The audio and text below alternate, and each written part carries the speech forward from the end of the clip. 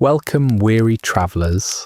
My name is Oliver, and tonight we're stepping into one of the most stressful jobs in early American history, the witch hunter of Salem.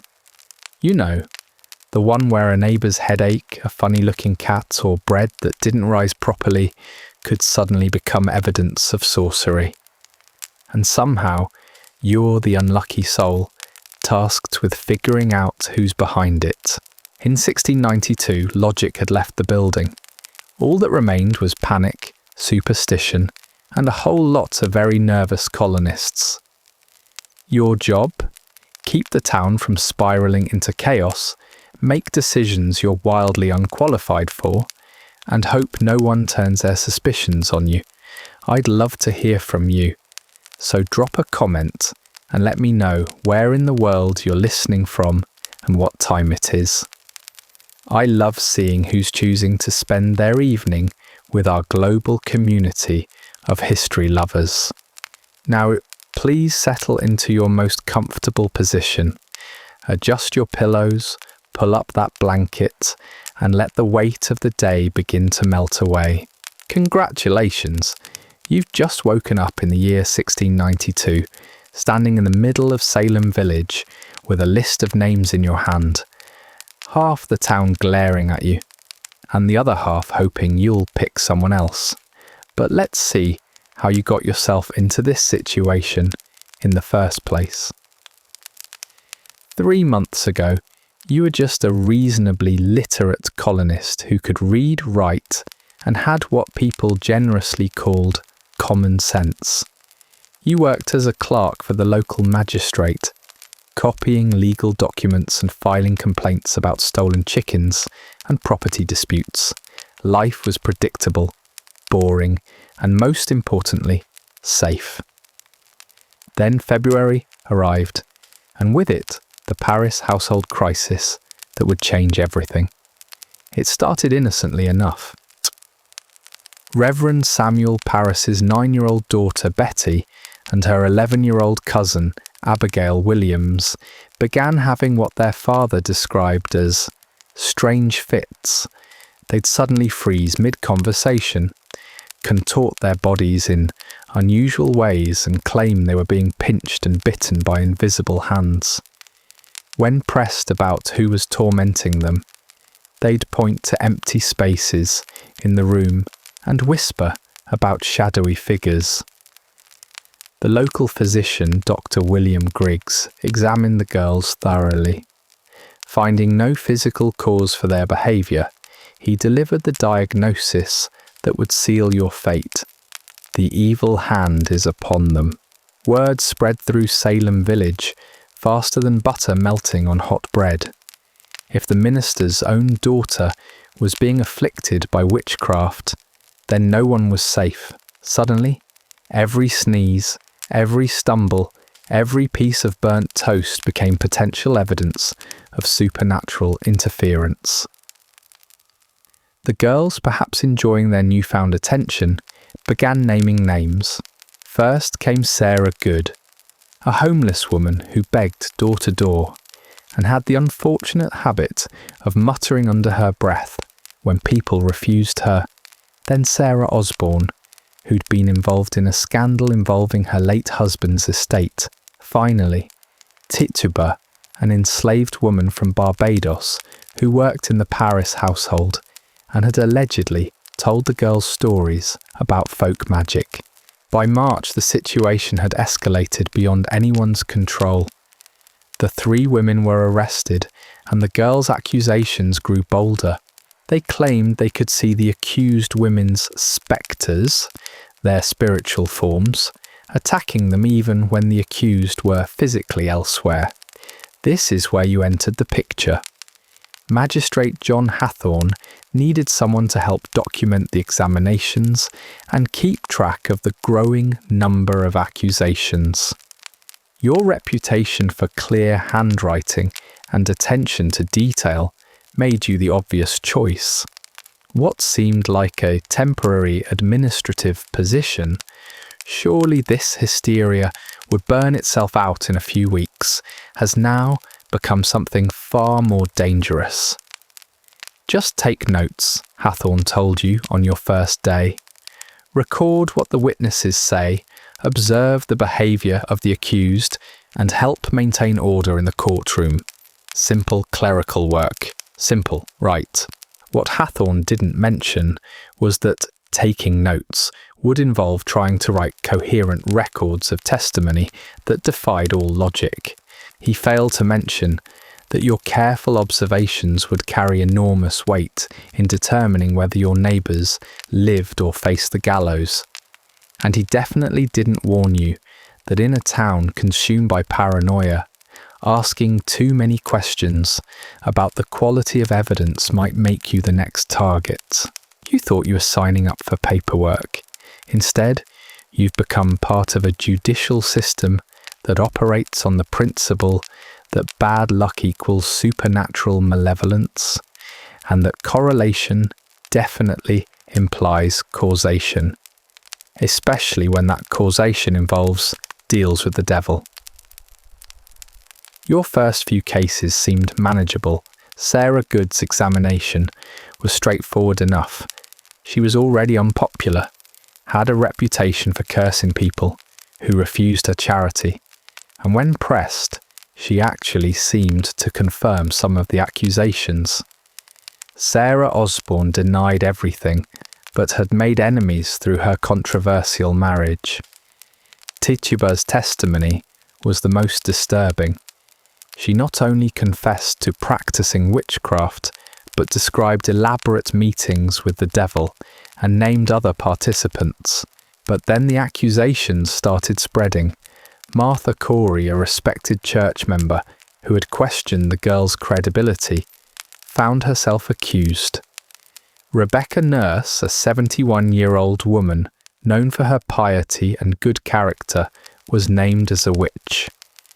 John Proctor, who had called the afflicted girls frauds, was accused along with his wife, Elizabeth. The pattern became clear. Anyone who questioned the process, anyone who suggested that maybe teenage girls weren't the most reliable witnesses in capital cases, anyone who dared to apply logic to the proceedings, they all mysteriously found themselves on the wrong side of spectral evidence. And now, 3 months later, you're trapped in a system that has developed its own momentum. The town is divided into those who fervently believe in the witch hunt and those who are too terrified to speak up. The afflicted girls have become the most powerful people in Salem, able to destroy lives with a pointed finger and a dramatic performance. You've documented case after case of evidence that would make a modern person question the entire concept of rational thinking. Cows that stopped giving milk, butter that wouldn't churn, bread that didn't rise, chickens that laid fewer eggs, headaches, toothaches, bad dreams, personality conflicts, property disputes, all transformed into proof of supernatural malevolence through the magic of panicked reasoning. The worst part? You've started to see the pattern. The accusations aren't random. They follow social fault lines, property disputes, religious disagreements, and personal grudges. The evidence of witchcraft often coincides suspiciously with perfectly normal problems that have perfectly logical explanations. But pointing this out has become dangerous, because logic itself is now suspect. Tonight, you're sleeping in the makeshift courthouse, because tomorrow brings another examination. Another day of listening to testimony that would make a modern jury laugh until they cried. Another day of pretending that supernatural explanations for mundane problems constitute legal evidence. Another day of trying to navigate a judicial system where the wrong question could make you the next defendant. As you settle onto the wooden bench that serves as your bed, you can't help but wonder, how did a simple clerical job turn into this nightmare? How did you become part of a system that values dramatic performances over actual evidence, and most importantly, how much longer before someone decides that your careful note-taking and occasional questions mark you as dangerously sympathetic to the accused? Tomorrow, you'll wake up to good wife Martha explaining why your neighbour definitely consorts with the devil, because apparently that's your life now. Chapter 1. The first accusation. The wooden bench beneath you creaks as you shift, trying to work feeling back into your legs after sleeping in Salem's makeshift courthouse. But there's no time for a proper wake-up routine, because good wife Martha is already pointing her gnarled finger at you and explaining why your neighbour definitely consorts with the devil. See, the thing about being a witch hunter in 1692 is that you don't get to ease into your day with a nice cup of coffee and some light administrative tasks. No, you wake up and immediately someone starts telling you about how their cow's milk turned sour, and how this is obviously because Rebecca down the lane gave them a funny look last Tuesday. It's like starting your workday with customer service complaints, except instead of refunding someone's purchase, you might be sending them to their death. Martha's voice has the same grating quality as a smoke detector with a dying battery, and she's been talking for what feels like 17 hours, but has probably been about 3 minutes. She's explaining, in excruciating detail, how she knows Rebecca is a witch because her butter wouldn't churn properly yesterday. Not because the cream might have been too cold, or because churning butter is actually quite difficult, but because of supernatural malevolence. Obviously, you rub your eyes, trying to focus on Martha's testimony, while your stomach rumbles with the kind of hunger that would send modern people straight to a drive-through. But there's no drive-through in 1692. There's barely food. Your breakfast options are whatever leftover porridge is sitting in a pot, or whatever leftover porridge is sitting in a pot, and you'll be lucky if it doesn't have things floating in it that you can't identify. The meeting house is already filling with people who look like extras from a movie about the dangers of not having access to modern dentistry. Everyone's teeth are various shades of brown and yellow. Their hair has the texture of straw that's been used to clean animal stalls, and their clothing has that special aroma that comes from being washed in river water using soap made from ash and animal fat. But here's the kicker. These people are your jury, your witnesses, your expert consultants on matters of supernatural evil. It's like being asked to judge a science fair where all the participants think the earth is flat and gravity is a suggestion. Martha continues her testimony, gesturing dramatically as she explains how Rebecca's evil eye caused her bread to not rise properly.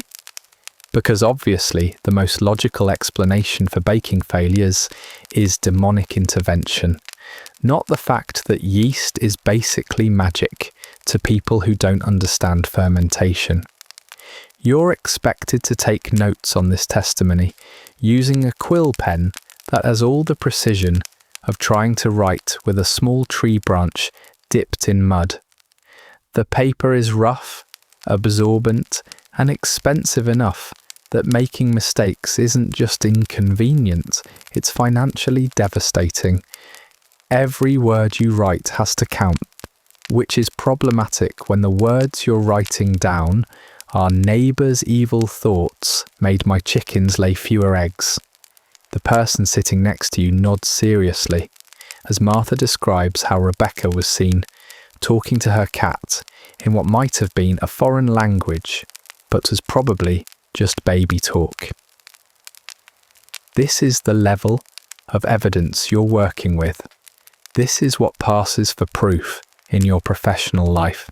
It's like being a detective in a world where everyone thinks correlation definitely implies causation, and where the most likely explanation for any problem is that someone nearby has made a deal with Satan.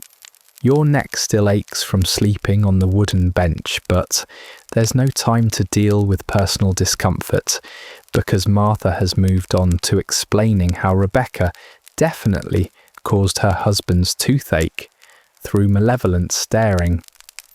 Not because dental hygiene in 1692 consists of chew on a stick and hope for the best, but because of targeted supernatural assault. The morning light filters through windows that have the clarity of looking through the bottom of a beer bottle, casting everything in a yellowish haze that makes everyone look perpetually jaundiced. You squint at your notes, trying to make sense of the testimony while your stomach continues its protest about the lack of decent food. Modern people complain about being hangry, but they've never tried to make life or death decisions while running on a breakfast that would make prison food look gourmet. Someone in the back coughs, and immediately 3 people turn to stare suspiciously. Because in Salem 1692, a cough isn't just a cough, it might be evidence that someone has been cursed, or that they're faking illness to avoid work, or that they're a witch trying to spread disease through supernatural means. Every human behaviour becomes potential evidence when you live in a world where the most advanced scientific thinking involves bleeding people to balance their humours.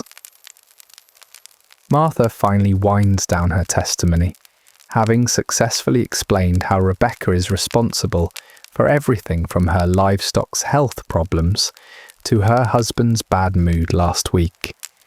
She sits down with the satisfied expression of someone who believes they've just delivered a compelling legal argument, when in reality she's just spent 20 minutes explaining why correlation equals causation and why her personal problems must have supernatural origins. Now it's your turn to ask questions. You're supposed to probe deeper into this testimony to determine whether Martha's evidence is sufficient to conclude that Rebecca has made a pact with dark forces. This is your job. This is what you do for a living. You listen to people explain how their neighbours' thoughts are affecting their dairy production, and then you decide whether this constitutes proof of witchcraft. The pressure is immense because your decision will determine whether Rebecca gets to continue existing or becomes a historical cautionary tale. There's no appeals process here, no higher court to review your judgment, no DNA evidence or security cameras, or any of the tools that modern justice systems use to avoid executing innocent people. Just you, a room full of people who think that weather patterns are controlled by supernatural forces, and the growing certainty that someone's life depends on your ability to distinguish between witchcraft and really bad luck. This is why you wouldn't survive 24 hours as a witch hunter in Salem, not because of the supernatural threats or the moral complexity, but because the first hour of your first day would involve listening to testimony that would make a modern person question the entire concept of evidence-based reasoning, and you'd still have 11 more hours to go. Chapter 2. Breakfast and your first witch hunt. The morning's first accusation has barely concluded when someone shoves a wooden bowl into your hands containing what can only be described as porridge, in the same way that a mud puddle can be described as a water feature. This is your breakfast, your fuel for a day of determining who lives and who dies based on whether their neighbour's butter churned properly. The porridge has the consistency of wallpaper paste, and the colour of something you'd find in a diaper after a particularly concerning meal. It's made from oats that were probably harvested when the pilgrims were still trying to figure out how to not die of scurvy, mixed with water that definitely hasn't been through any kind of purification process more sophisticated than hope the river isn't too polluted today. You take a spoonful, and by spoon, I mean a piece of wood that someone carved into a vaguely spoon-like shape using tools made from other pieces of wood, and immediately understand why people in 1692 had shorter lifespans. This isn't food so much as it's edible building material. It tastes like liquid cardboard, seasoned with disappointment. But here's the thing, you have to eat it. Because in about 10 minutes, you're going to be presented with your first real witch hunt case of the day, and you need energy to pretend you know the difference between supernatural evil and really unfortunate timing. Modern people complain about having to work before their morning coffee, but you're about to make decisions that determine whether people live or die while running on a breakfast that would make hospital food look like fine dining. Around you, other officials are having similar breakfast experiences, methodically consuming substances that would violate several modern health codes while preparing to adjudicate matters of life and death. It's like a really dark version of a breakfast meeting, except instead of discussing quarterly reports, you're going to decide whether someone's ability to predict rain is evidence of a demonic pact. Thomas Putnam enters the meeting house with a kind of self-important stride that suggests he's about to make everyone's day significantly worse. He's carrying a leather satchel that presumably contains evidence. Though in Salem 1692, evidence is a term used so loosely it practically falls off the page. Thomas has the look of someone who's never met a conspiracy theory he didn't immediately embrace and expand upon. "Good morning, magistrates," Thomas announces, his voice carrying the kind of authority that comes from owning property in a world where property ownership is basically the only qualification for having opinions.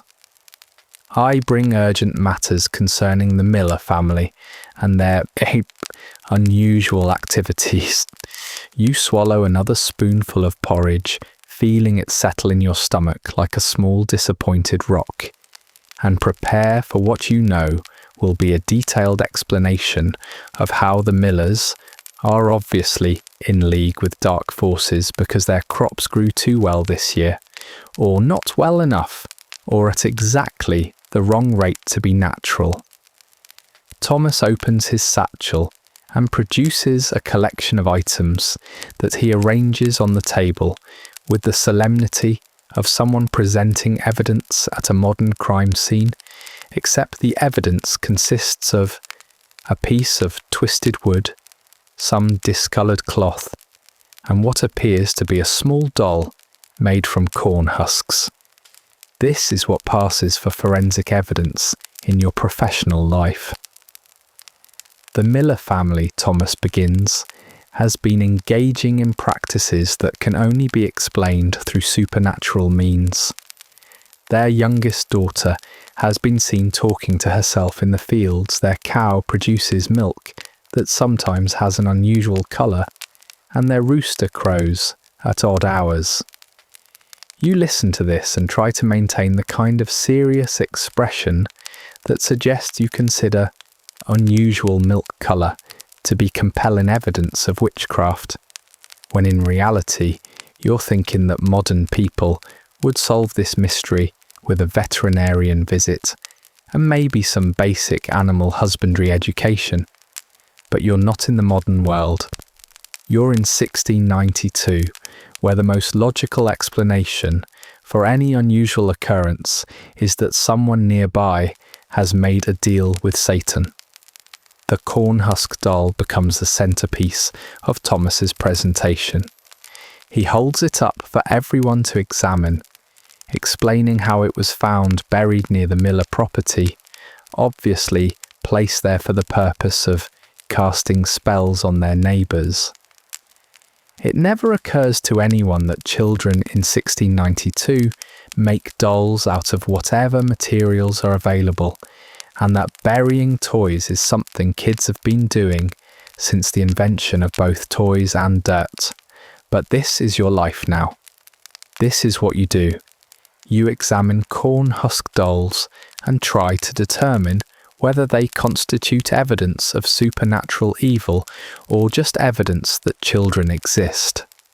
The weight of this responsibility settles on your shoulders like a wet blanket made of anxiety, because your decision will determine whether the Miller family continues to exist or becomes another entry in the historical record of things that went horribly wrong. Other officials lean in to examine the evidence, their faces showing the kind of serious concentration usually reserved for nuclear disarmament negotiations. Someone suggests that the corn husk doll's arms are positioned in a way that suggests malevolent intent. Another person notes that the fabric used for the doll's clothing has an unusual weave that might indicate foreign influence, which obviously means supernatural connections. You continue eating your porridge while listening to this analysis, trying to ignore the fact that your breakfast is already staging a rebellion in your digestive system. Your stomach is making noises that would concern a modern doctor, but in 1692, internal bodily sounds are just part of the ambient noise of human existence. Everyone's digestive system is constantly processing substances that would challenge a garbage disposal. The discussion moves on to the Miller family's rooster, which apparently has been crowing at times that don't align with normal rooster behaviour. This is presented as evidence of supernatural interference, because obviously the most likely explanation for irregular rooster behaviour is demonic influence, not the possibility that roosters are basically feathered alarm clocks with serious psychological issues. Thomas produces witness statements from neighbours who have observed the Miller family's suspicious activities. These statements, written on paper that has the texture of tree bark and the permanence of tissue paper, detail a litany of unusual occurrences: vegetables that grew too large, butter that took too long to churn, and a cat that seemed to watch people with unusual intelligence. You realise that you're expected to take all of this seriously. These aren't practice rounds or training exercises. This is the real thing. Real people's lives hang in the balance while you try to determine whether a family's good fortune with vegetables constitutes proof that they've made a pact with dark forces. It's like being asked to perform brain surgery based on astrology, except the patient's life depends on your ability to read the stars correctly. The morning light continues to filter through the dirty windows, and you can see more people gathering outside, waiting for their turn to present evidence or testimony. The day is going to be filled with these scenarios. Earnest people presenting sincere testimony about supernatural activities that probably have perfectly mundane explanations, while you try to distinguish between evil magic and the normal chaos of living in a world where basic scientific principles haven't been discovered yet. Your porridge sits heavy in your stomach, providing about as much nutritional support as eating wet cardboard, and you prepare for the next several hours of making decisions that would challenge someone operating at peak physical and mental condition. except you're running on inadequate nutrition, no caffeine, poor sleep, and the growing realization that your job description is essentially determine whether correlation implies causation, while everyone around you assumes it definitely does. This is hour 2 of your witch hunting career, and already the combination of terrible food, moral complexity, and evidence that wouldn't convince a modern jury of anything more serious than people in 1692 had overactive imaginations is creating the kind of stress that would send contemporary workers straight to their employee assistance programs. Except there are no employee assistance programs in 1692. Just you, some corn-husk dolls, and the terrible certainty that someone's life depends on your ability to make sense of nonsense. Chapter 3. The Art of Spotting Evil in Everything. By now you've learned the fundamental skill of witch hunting. Everything is suspicious if you squint at it hard enough. That woman walking with a slight limp, clearly favouring the leg where she hides her devil's mark. That man whose crops grew better than his neighbours. Obviously supernatural assistance. Someone's cat that follows them around. Familiar spirit, case closed. The problem is your modern brain keeps trying to apply logic to situations that were specifically designed to bypass logic entirely. When Goodman Williams explains that his horse won't enter certain fields, your first thought isn't demonic interference. It's maybe the horse smells something weird, or there's a snake, or horses are just weird sometimes. But that kind of rational thinking will get you labelled as either incompetent or potentially complicit in witchcraft yourself. Sarah Bishop takes the witness stand, and by witness stand I mean she stands in front of your wooden table while everyone stares at her like she's a particularly interesting science experiment. Sarah has the look of someone who's been accused of something she doesn't understand by people she's known her entire life. Her hands shake as she speaks, not because she's guilty of supernatural crimes, but because she's about to be judged by neighbours who think her ability to find lost objects makes her suspiciously magical.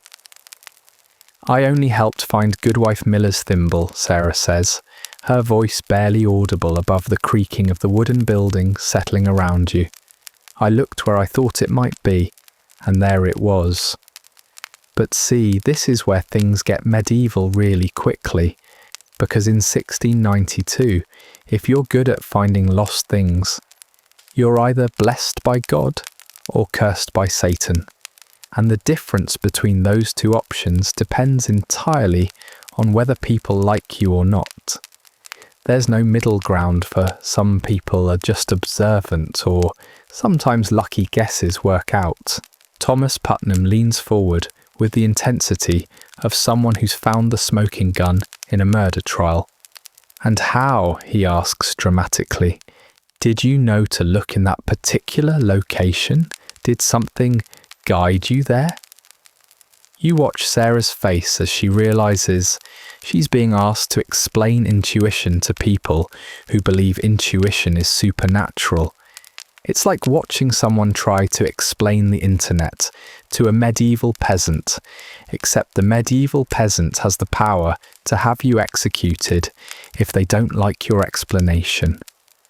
I just thought it might be there, Sarah says, which is probably the most honest answer anyone will give all day, but also the most dangerous.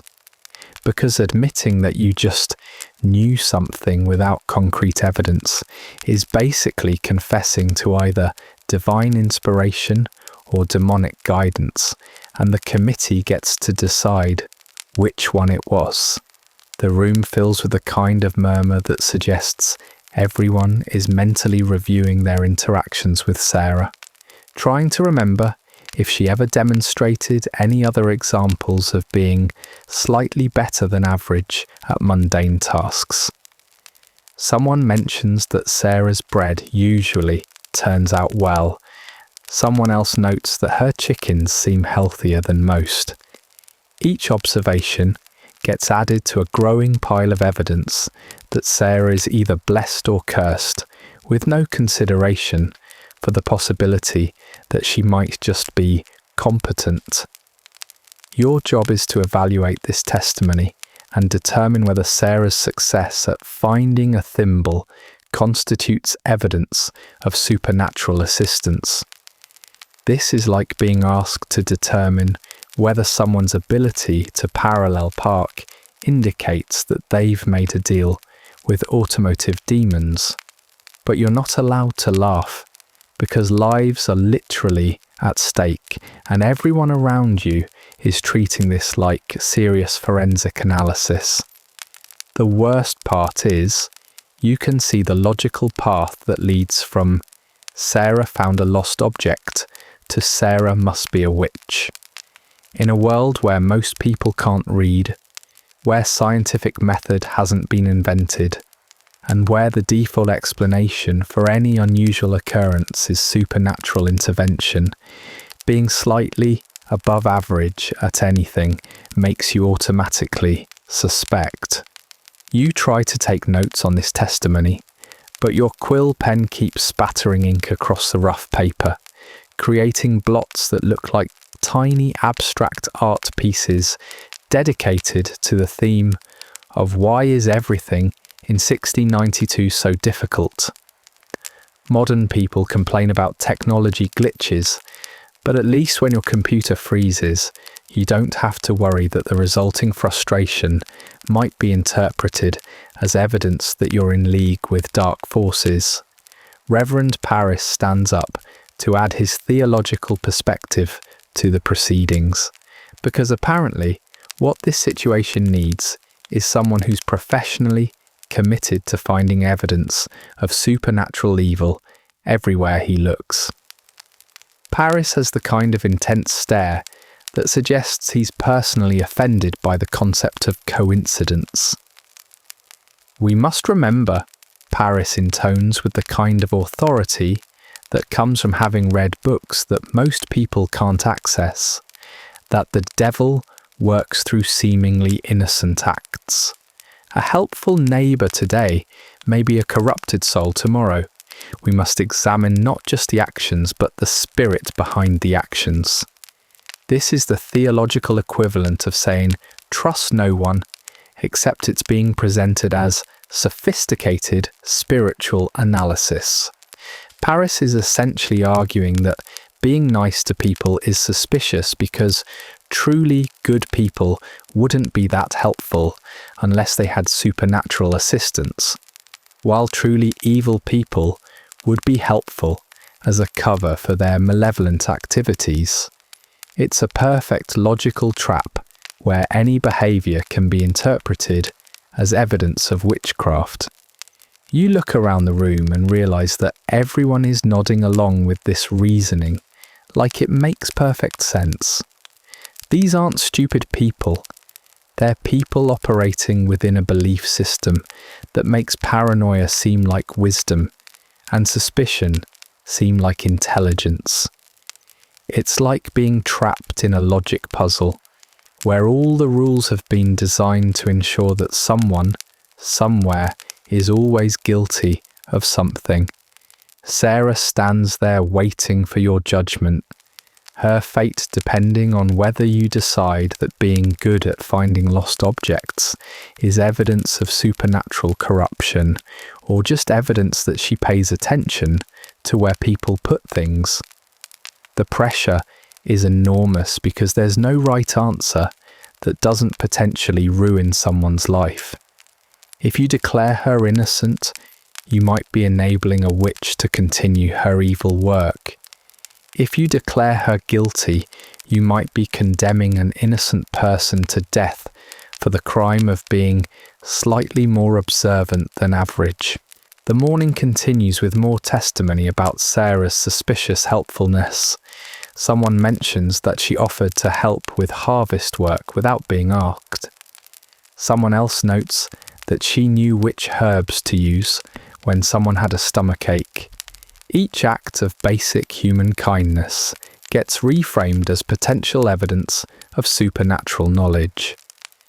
This is the world you're trying to navigate, a place where competence is suspicious, helpfulness is evidence of corruption, and your job is to distinguish between normal human variation and actual supernatural evil using criteria that would make modern people question the entire concept of evidence-based reasoning.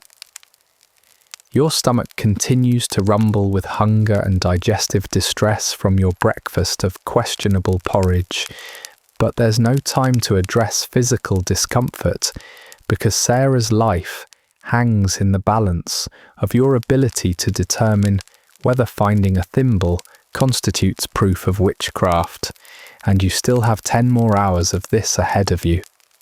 Chapter 4. When your neighbour's cat becomes evidence. The afternoon brings what will go down in history as the Great Cat Testimony of 1692, though nobody's calling it that yet because irony hasn't been invented as a literary device for describing legal proceedings. What they're calling it is serious evidence of familiar spirits, which tells you everything you need to know about why you wouldn't last a full day in this job. Goodman Fletcher takes his turn presenting evidence, and he's brought visual aids. Specifically, he's brought a wooden cage containing what appears to be a perfectly normal cat. Except in Salem 1692, there's no such thing as a perfectly normal cat. Every feline is either a beloved pet or a demonic familiar, and the difference depends entirely on whether their owner is currently popular with the neighbours. This creature, Fletcher announces, holding up the cage like he's presenting evidence at a modern crime scene, has been observed engaging in unnatural behaviour. The cat in question looks about as unnatural as any cat ever looks, which is to say, it appears mildly annoyed and completely indifferent to the proceedings that might determine its fate and the fate of its owner.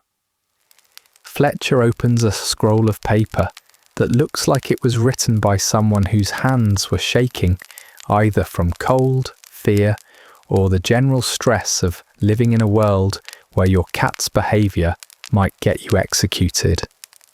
He begins reading from his carefully prepared list of the cat's suspicious activities.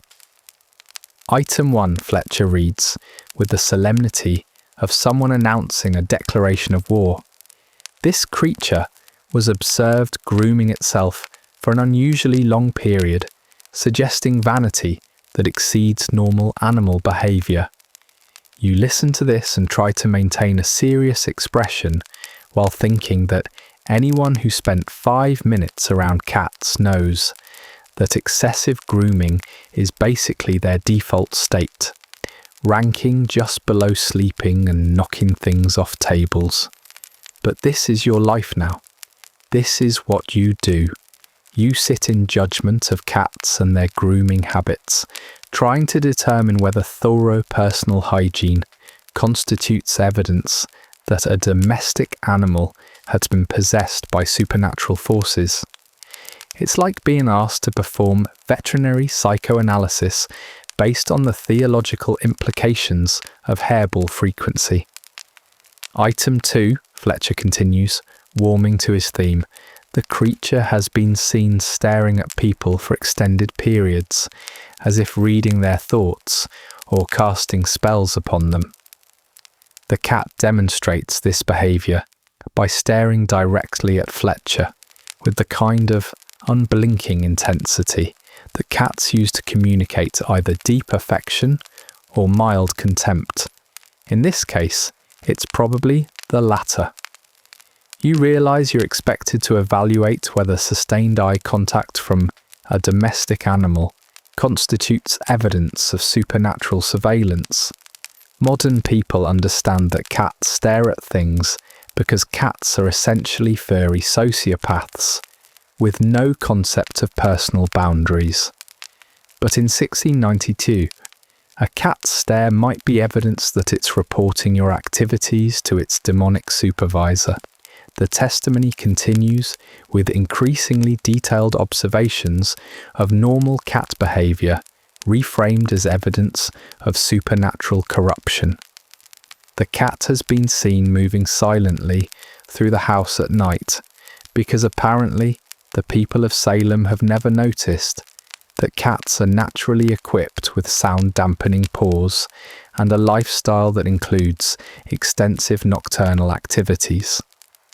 Fletcher produces more evidence, a collection of small bones that were found buried in the garden near where the cat likes to nap. These bones, he explains, are obviously the remains of sacrificial offerings made by the cat to its dark masters. The possibility that these might be the remains of mice, birds, or other small animals that cats naturally hunt and sometimes bury doesn't seem to occur to anyone. Furthermore, Fletcher announces, building to his dramatic conclusion, this creature has demonstrated knowledge of the whereabouts of missing objects, guiding its owner to locate lost items through supernatural means. You want to explain that cats have excellent hearing and spend most of their time observing human behaviour, so they often know where things are simply because they pay attention. But suggesting that there might be rational explanations for seemingly mysterious behaviour is not the kind of thinking that leads to successful careers in witch hunting. The cat sits in its cage, occasionally making the soft chirping sounds that cats use to communicate their opinions about current circumstances. These vocalizations are immediately interpreted as either attempts to cast spells or communications with invisible, supernatural entities. No one considers the possibility that the cat is simply commenting on the quality of its accommodations or expressing general feline disapproval of the legal system. Reverend Parris weighs in with his theological expertise, explaining that cats have long been associated with supernatural activities because of their nocturnal habits, their ability to see in darkness, and their general air of knowing more than they're telling. This analysis treats normal feline characteristics as evidence of supernatural corruption, which is like concluding that birds are evil because they can fly. The proceedings take a turn toward the surreal when someone suggests testing the cat's supernatural abilities by seeing if it can find hidden objects or predict future events. You watch a group of educated adults seriously discussing whether to give a standardized supernatural competency exam to a domestic animal, and you realize that this is the point where most modern people would excuse themselves from the legal profession permanently. But you can't excuse yourself. You're committed to this process, and the cat's performance on whatever supernatural ability test they devise will contribute to the evidence used to determine whether its owner lives or dies. The pressure is enormous because you're essentially being asked to interpret the behaviour of an animal that operates according to instincts and impulses that humans barely understand even in the modern era. The cat, meanwhile, has decided to take a nap in its cage, curling up in the kind of comfortable position that suggests it's not particularly concerned about the theological implications of its existence. This relaxed behaviour is immediately interpreted as either evidence of supernatural confidence or proof that the creature is conserving energy for future evil activities. You try to take notes on this testimony, while your hand cramps from gripping the rough wooden pen, and your stomach continues to process the morning's breakfast with the enthusiasm of a garbage disposal trying to handle construction materials. The combination of physical discomfort, moral complexity, and the absurdity of treating normal animal behavior as evidence of supernatural evil creates a level of stress that would challenge someone operating under ideal conditions.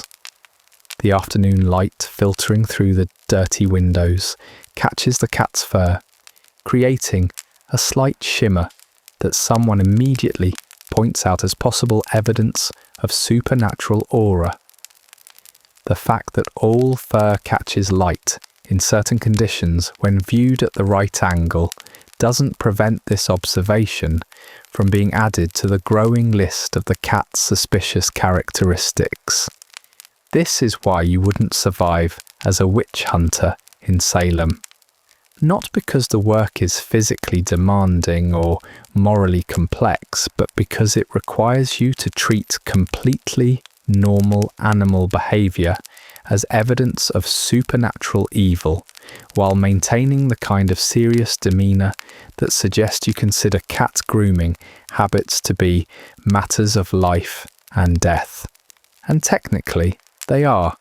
The cat testing begins with someone hiding a small object, a thimble, because apparently thimbles are the gold standard of supernatural detection challenges in 1692, behind one of several wooden boxes arranged on the floor.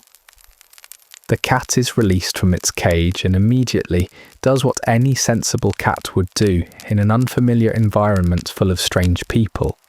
It hides under the nearest piece of furniture.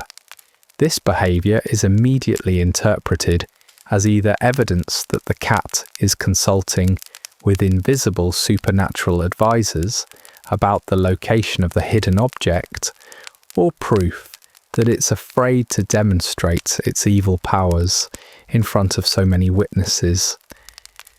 There's no consideration for the possibility that the cat is just being a normal cat in a stressful situation. After several minutes of coaxing, the cat emerges and begins exploring the room with the kind of careful investigation that cats apply to any new environment. It sniffs the boxes, examines the floor, and eventually approaches the box containing the hidden thimble. When it shows interest in this particular box, probably because it smells like the person who hid the thimble, everyone in the room gasps like they've just witnessed a miracle. "Behold," Fletcher announces triumphantly. The creature is drawn to the location of the hidden object through supernatural knowledge. The fact that cats have extremely sensitive noses and can detect scents that humans can't perceive doesn't factor into this analysis. In 1692, superior sensory capabilities are evidence of supernatural enhancement, not evolution. You're expected to record this test as evidence and evaluate its implications for the cat's owner. The pressure is immense because your interpretation of a cat's behaviour in an artificial testing situation will contribute to a decision about whether a human being lives or dies. It's like being asked to determine someone's guilt or innocence based on how their pet performs on a game show. The cat, having satisfied its curiosity about the boxes, begins exploring other parts of the room. It investigates corners, sniffs at people's feet, and at one point attempts to climb onto the table where you're taking notes. Each of these behaviours gets interpreted as evidence of supernatural surveillance, territorial marking by a familiar spirit, or attempts to interfere with the judicial process through demonic influence. When the cat jumps onto a windowsill and stares outside, someone suggests that it's communicating with other supernatural entities or scouting the location for future evil activities. The possibility that cats enjoy looking out windows because they find movement and light interesting doesn't enter into the theological analysis of feline window-watching behaviour. The testimony concludes with Fletcher presenting a final piece of evidence, a collection of small scratches on his doorframe that he attributes to the cat's supernatural claws marking his property for future cursing. These scratches look exactly like what you'd expect from a normal cat sharpening its claws on available surfaces, but in 1692, routine pet maintenance becomes evidence of territorial supernatural marking. You realise that you've just spent an entire afternoon evaluating whether normal cat behaviour constitutes proof that its owner has made a pact with dark forces. Your notes contain detailed observations about feline grooming habits, sleeping patterns, and exploratory behaviour, all framed as potential evidence in a case that could result in someone's execution. The cat, meanwhile, has lost interest in the proceedings and fallen asleep in a patch of sunlight, demonstrating the kind of life priorities that would be admirable if they weren't being interpreted as evidence of supernatural confidence or energy conservation for future evil activities. As the afternoon testimony concludes, you feel the weight of responsibility settling on your shoulders, like a blanket made of moral complexity and feline psychology. Tomorrow, you'll need to render a judgment about whether this cat's perfectly normal behaviour constitutes evidence that its owner should be executed for witchcraft, and you still have 6 more hours of similar cases ahead of you today. The simple act of observing a domestic animal has become an exercise in theological interpretation that would challenge modern veterinarians, animal behaviourists, and legal experts working together.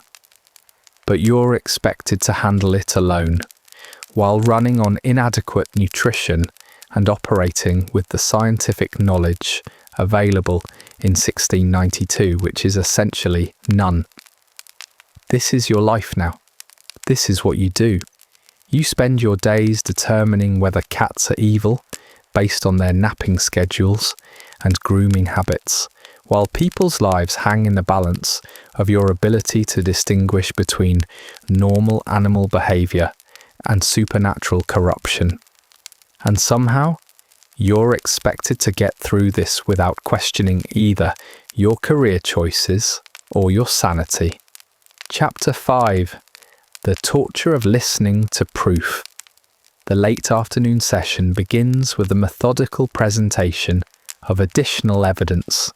Documents spread across the wooden table, their rough surfaces bearing testimony written in careful script with varying degrees of legibility.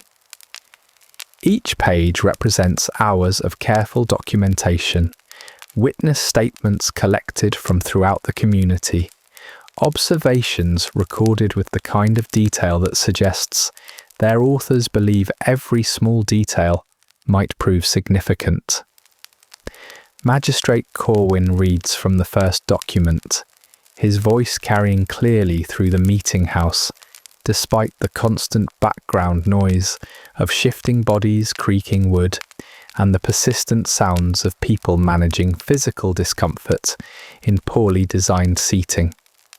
The testimony describes incidents spanning several weeks, each event recorded with precise dates and times, creating a timeline of suspicious activities that forms the foundation of the case being presented. The witness accounts follow similar patterns: morning observations of unusual behaviour, afternoon encounters that seemed ordinary at the time, but gained significance when viewed in retrospect, evening activities that neighbours now remember as somehow different from normal routines. Each testimony builds upon previous statements, creating layers of accumulated suspicion that transform routine daily activities into evidence of supernatural involvement. The process requires sustained attention to detail. Every statement must be evaluated for consistency with previous testimony. Contradictions need identification and resolution. Timeline discrepancies require investigation. The mental effort demanded by this level of analysis would challenge anyone, but the task becomes more difficult when combined with physical discomfort, inadequate nutrition, and the persistent awareness that these deliberations will determine whether people live or die. Additional witnesses come forward to provide supporting testimony. Their statements add new details to the established timeline, filling gaps in the narrative with observations that seemed insignificant when they occurred, but now appear relevant to the pattern of suspicious activity being documented. The cumulative effect creates a comprehensive record of behaviour that spans months of careful observation. The documentation process itself presents ongoing challenges. The rough paper absorbs ink unevenly, creating variations in text darkness that affect readability. Quill pens require frequent maintenance, their tips wearing down or splitting under the pressure of extended writing. The ink composition changes throughout the day as environmental conditions affect its consistency, creating variations in colour and flow that must be managed while maintaining legible records. Physical discomfort continues to accumulate as the afternoon progresses. The wooden bench provides no relief for backs stressed by hours of sitting in the same position. Feet grow numb from lack of circulation. Hands cramp from the sustained effort of gripping writing implements designed for functionality rather than comfort. The combination of multiple physical stresses creates a persistent background of discomfort that affects concentration and decision-making ability. The light and conditions change gradually as the sun moves across the sky. Shadows shift position within the room, alternately improving and degrading visibility at different seating locations. The natural illumination that seemed adequate earlier in the day becomes insufficient for detailed document review as afternoon progresses toward evening. Candles supplement the diminishing daylight, but their flickering flames create variable lighting conditions that strain eyes already fatigued by hours of careful reading. More testimony emerges detailing patterns of behaviour that witnesses now identify as significant. Morning routines that included activities not typically performed at those times. Afternoon conversations that contained unusual topics or unfamiliar vocabulary. Evening activities that extended beyond normal hours or included participants not usually present. Each observation contributes to the growing collection of evidence that must be evaluated for its significance. The consistency of witness statements becomes a factor requiring careful analysis. Multiple people reporting similar observations strengthens the credibility of testimony. Contradictory accounts require investigation to determine which version more accurately reflects actual events.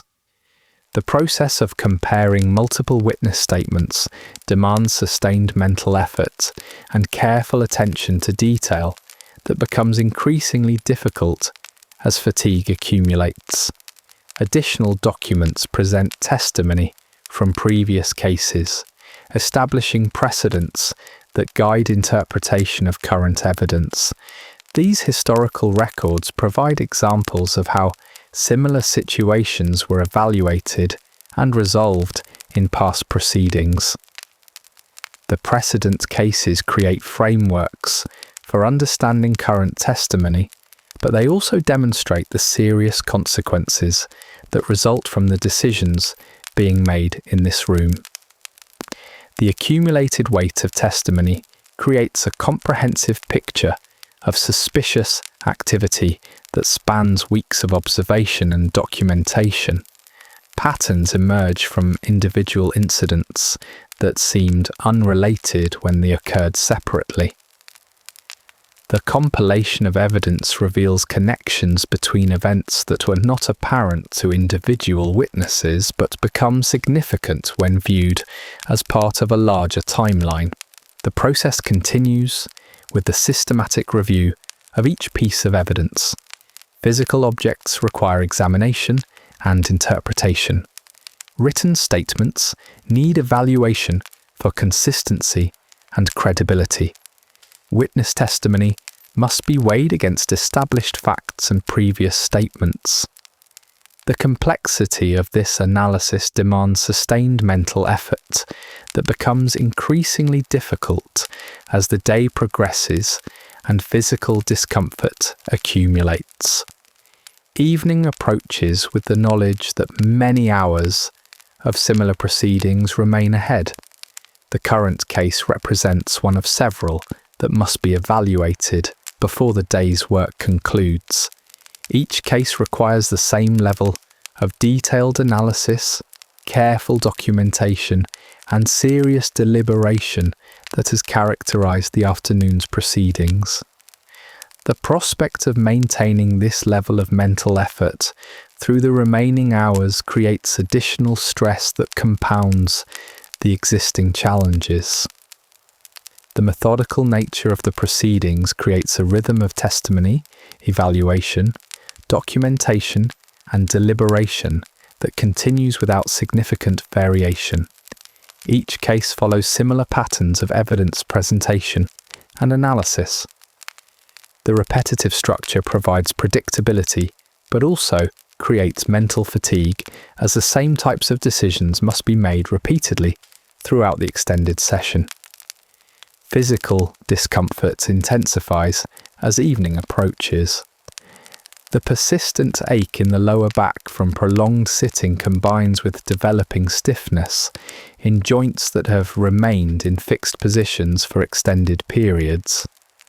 Hand cramps from sustained writing create additional challenges for maintaining legible documentation. The accumulation of multiple physical stresses creates an overall state of discomfort that affects concentration and decision-making ability. The serious nature of the proceedings demands sustained attention despite growing fatigue and discomfort. Lives depend on careful evaluation of evidence and thoughtful deliberation of testimony. The responsibility weighs heavily on everyone involved in the process, creating psychological pressure that adds to the existing physical challenges. The combination of physical discomfort and psychological stress creates conditions that test human endurance in ways that would challenge anyone, regardless of their preparation or experience. Chapter 6. Making life or death decisions on bad food and no sleep.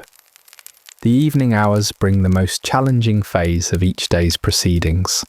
The accumulated fatigue from hours of sustained mental effort combines with persistent physical discomfort to create conditions that severely test the ability to maintain the level of judgment required for these serious deliberations. The wooden benches that seemed merely uncomfortable in the morning now present significant challenges to concentration and clear thinking. The process of evaluating testimony becomes more difficult as fatigue accumulates throughout the day. Details that seemed clear and significant during morning presentations now require additional effort to recall and analyze. The mental energy required for comparing witness statements, identifying inconsistencies, and weighing evidence against established criteria demands resources that have been steadily depleted through hours of intensive cognitive work. Physical discomfort continues to intensify as the day progresses. The persistent ache in the lower back from prolonged sitting spreads to other areas of the body. Shoulders develop tension from maintaining fixed positions during extended writing sessions. Neck muscles stiffen from the sustained effort of maintaining proper posture while examining documents and observing testimony. The accumulation of multiple areas of physical stress creates an overall state of discomfort that affects every aspect of mental performance. The lighting conditions deteriorate further as natural daylight fades. Candles provide the primary illumination for evening proceedings, but their flickering flames create inconsistent lighting that strains eyes already fatigued by hours of careful reading and observation. The variable light quality makes it difficult to examine documents thoroughly and increases the effort required to maintain detailed written records of proceedings. Additional cases await evaluation as the evening session continues. Each case requires the same level of detailed analysis and careful deliberation that characterized the afternoon's proceedings. The prospect of maintaining this level of mental effort through several more hours of similar work creates additional psychological pressure that compounds the existing physical challenges. The methodical nature of the proceedings continues without significant variation. Testimony presentation follows established patterns. Evidence evaluation requires similar analytical processes. Documentation demands maintain consistent standards, regardless of the time of day or the accumulated fatigue of those responsible for maintaining accurate records.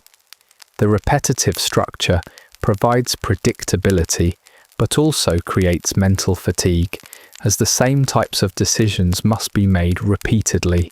Witness statements continue to require careful evaluation for consistency and credibility. The process of comparing multiple accounts of the same events demands sustained attention to detail that becomes increasingly difficult as mental fatigue accumulates. Contradictory testimony requires investigation and resolution, adding complexity to proceedings already made challenging by physical discomfort and declining cognitive resources. The responsibility for making decisions that will determine whether people live or die weighs heavily on everyone involved in the proceedings. This psychological burden creates additional stress that affects concentration and decision-making ability. The knowledge that errors in judgment could result in serious consequences adds pressure that compounds the existing challenges created by physical discomfort and mental fatigue. Documentation requirements continue throughout the evening session, despite the accumulated challenges. Written records must maintain consistent quality and accuracy, regardless of deteriorating physical conditions or declining mental resources.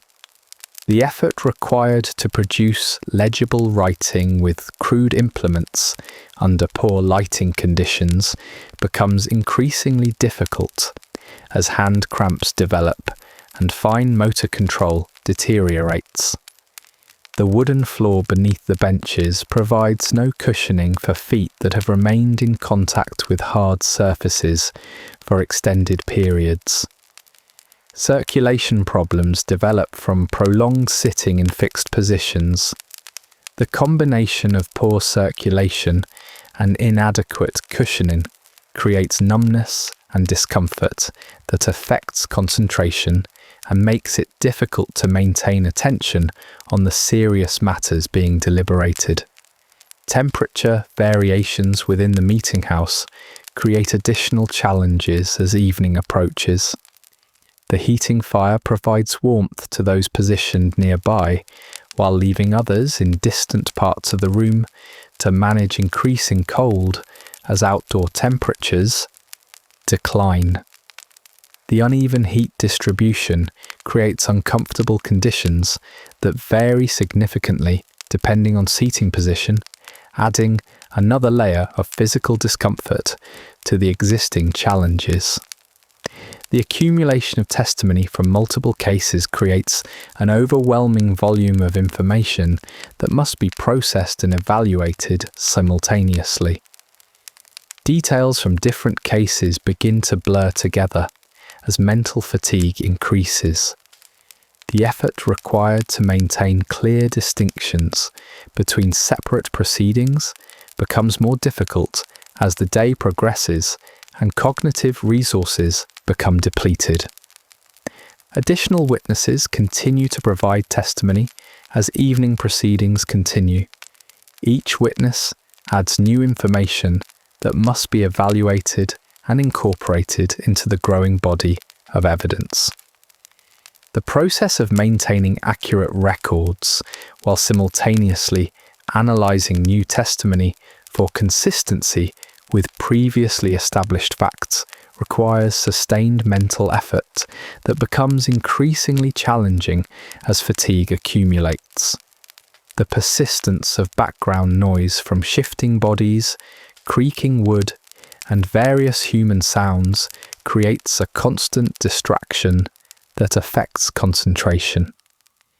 The acoustic environment makes it difficult to maintain focus on individual testimony while filtering out irrelevant sounds.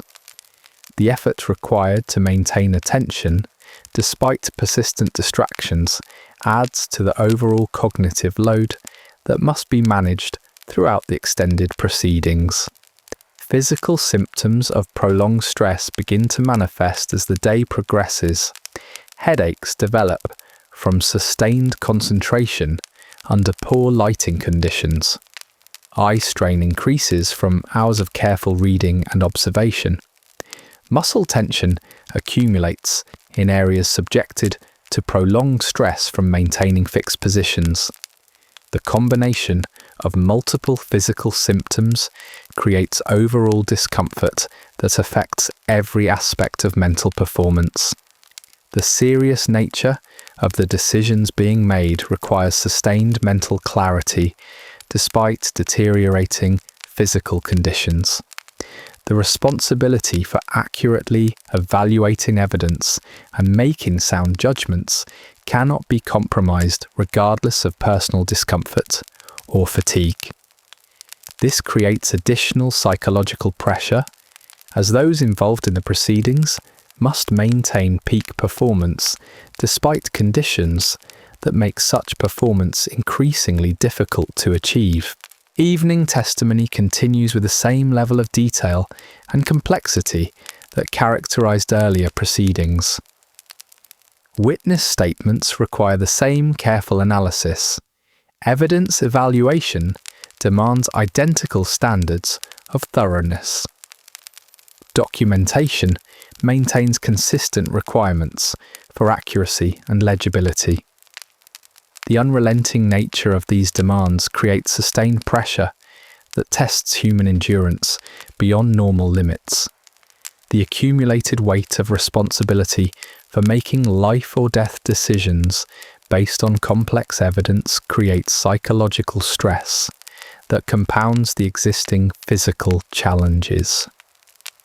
The knowledge that innocent lives depend on accurate evaluation of testimony adds pressure that affects concentration and decision-making ability. This psychological burden becomes more difficult to manage as physical discomfort and mental fatigue accumulate throughout the extended proceedings. The repetitive nature of the analytical process creates mental fatigue that affects the ability to maintain consistent standards of evaluation.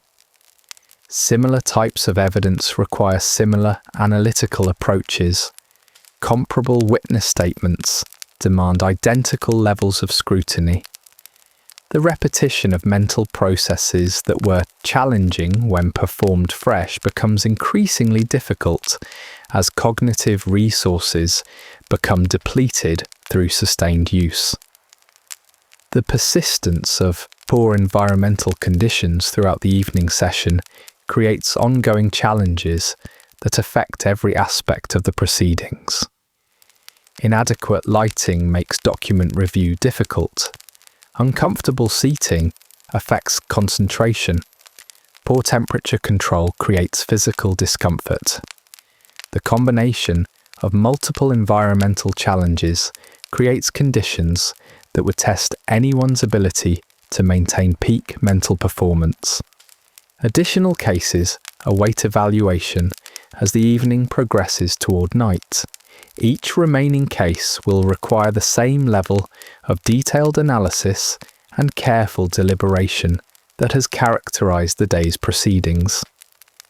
The prospect of maintaining current performance standards through several more hours of similar work creates additional stress that compounds the existing challenges created by accumulated fatigue and persistent physical discomfort. Chapter 7.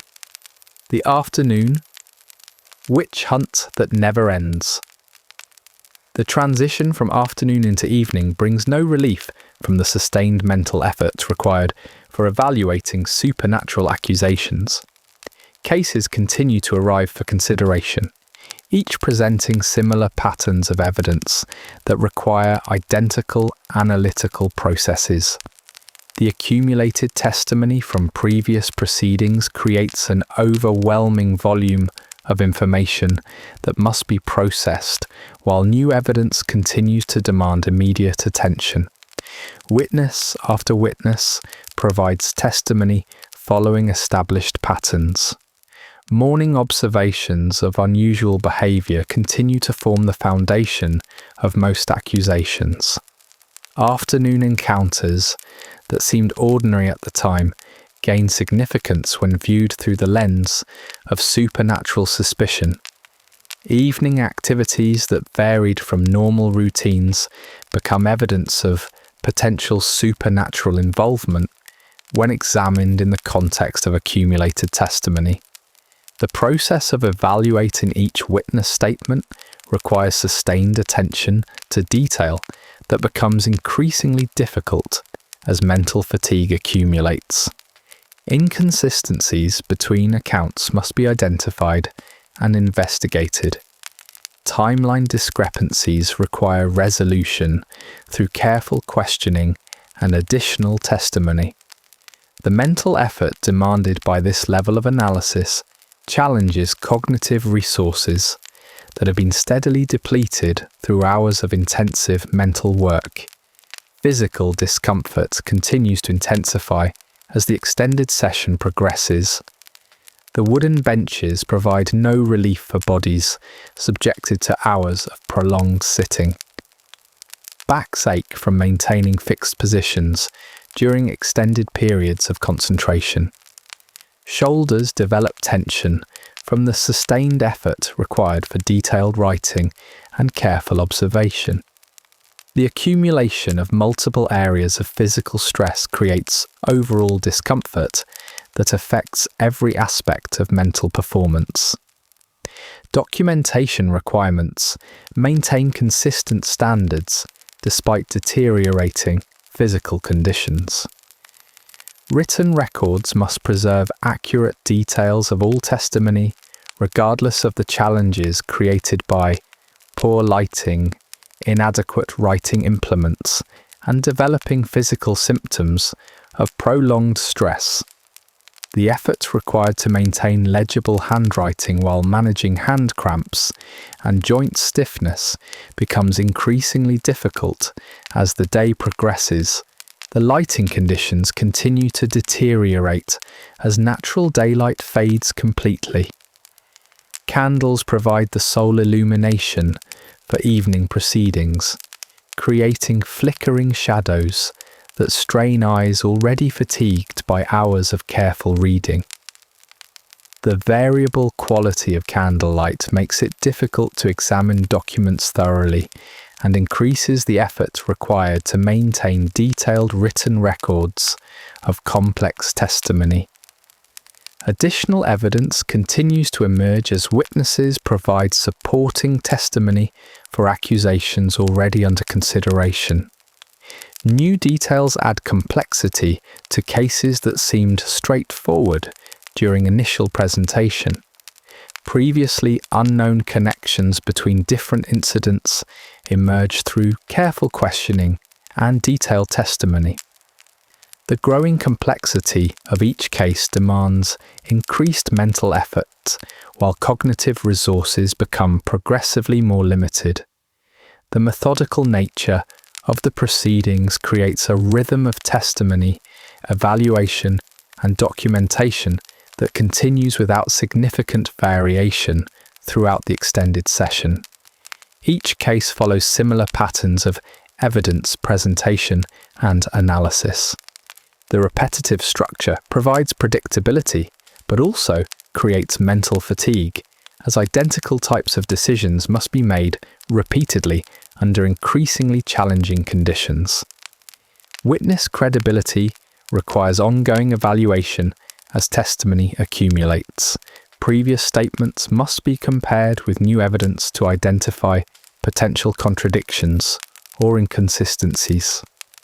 The process of maintaining accurate assessments of witness reliability demands sustained attention to detail that becomes more difficult as mental fatigue increases and physical discomfort intensifies.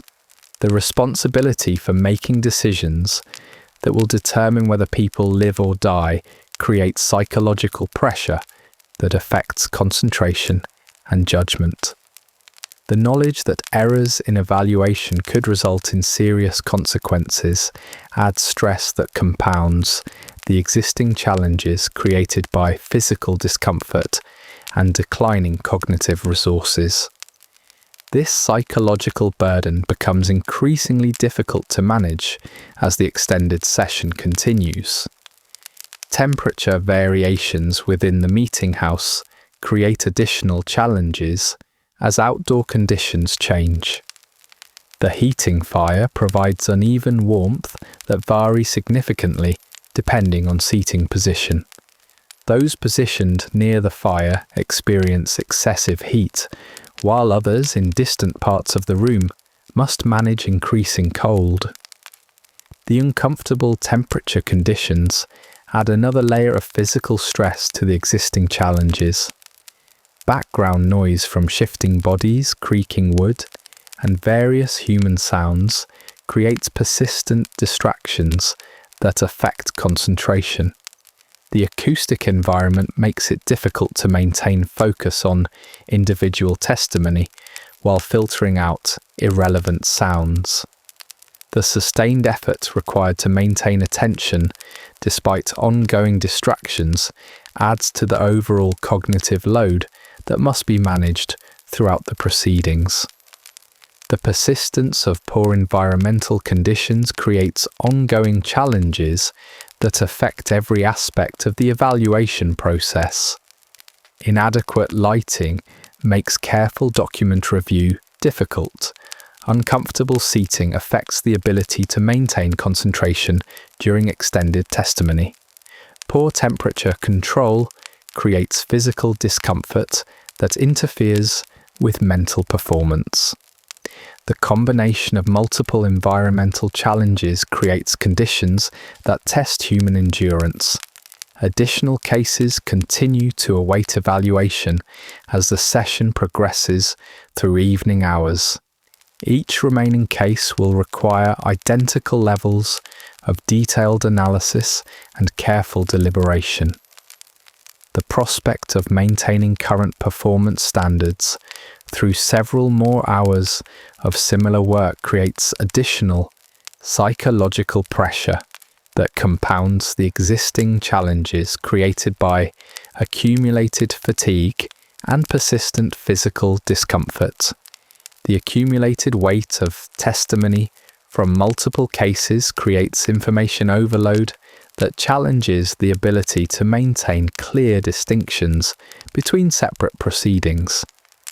Details from different cases begin to overlap in memory as mental fatigue increases. The effort required to maintain accurate recall of specific testimony becomes more difficult as cognitive resources become depleted through sustained intensive use. Witness statements continue to require careful analysis for consistency with previously established facts. New testimony must be evaluated for credibility while maintaining awareness of potential connections to other cases under consideration. The complex analytical processes required for thorough evaluation demand mental resources that become increasingly limited as the extended session continues without relief. The serious nature of the proceedings requires sustained mental clarity despite deteriorating physical conditions and declining cognitive resources. The responsibility for accurately evaluating complex evidence cannot be compromised regardless of personal discomfort or accumulated fatigue. This creates additional stress as those involved must maintain peak performance under conditions that make such performance increasingly difficult to achieve. Documentation standards require consistent accuracy throughout the extended proceedings, regardless of developing physical symptoms or mental fatigue. Written records must preserve all relevant details with legible handwriting despite hand cramps, joint stiffness, and the challenges created by poor lighting conditions.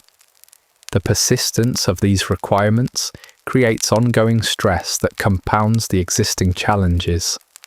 The methodical evaluation process continues with identical requirements for thoroughness and accuracy. Each piece of evidence demands careful analysis. Every witness statement requires detailed examination. All documentation must maintain consistent standards of quality and completeness. The unrelenting nature of these demands creates sustained pressure that tests human capabilities beyond normal limits. Chapter 8. When everyone starts looking suspicious. As the evening deepens, a peculiar transformation occurs in your perception of the people around you. The prolonged exposure to accusations and testimony begins to colour how you view every face, every gesture, every casual interaction.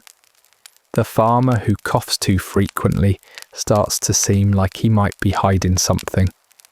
The woman who keeps adjusting her shawl appears nervous in a way that suggests guilt.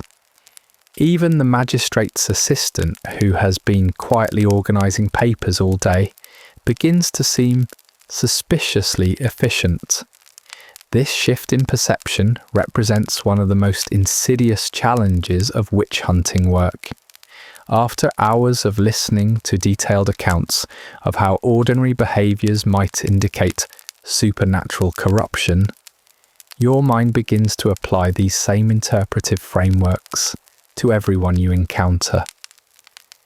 The analytical processes that seemed reasonable when applied to formal accusations start extending themselves to casual observations of people going about their normal activities.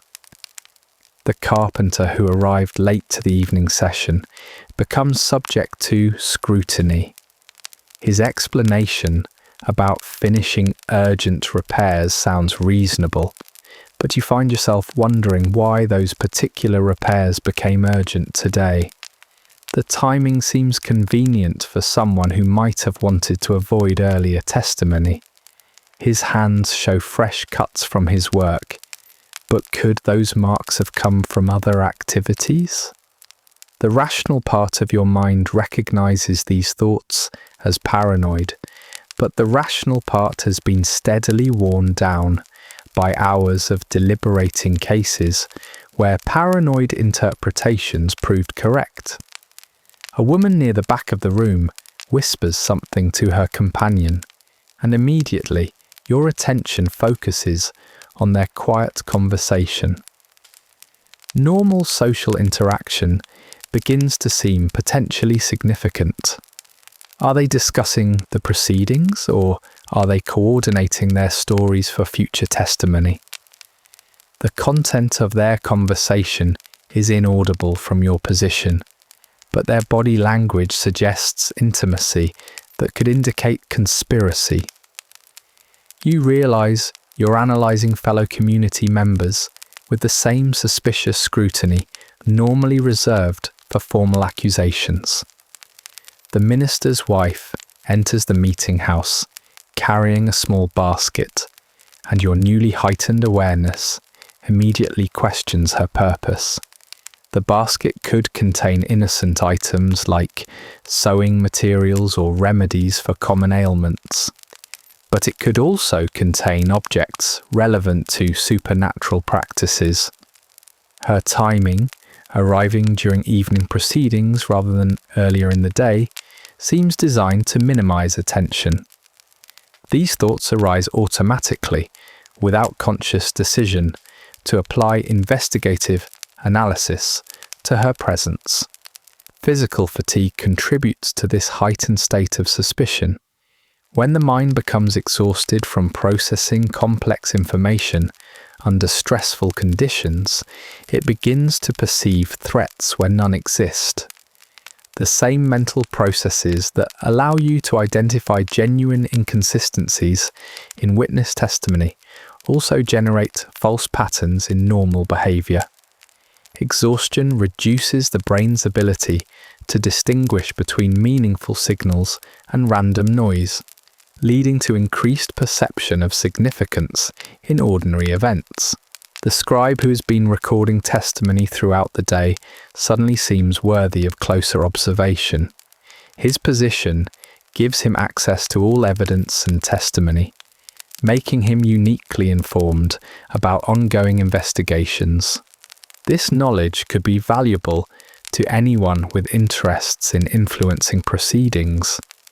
His careful attention to detail, which seemed professional earlier, now appears potentially suspicious. Why is he so meticulous about recording certain types of testimony? Does his interest extend beyond professional duty?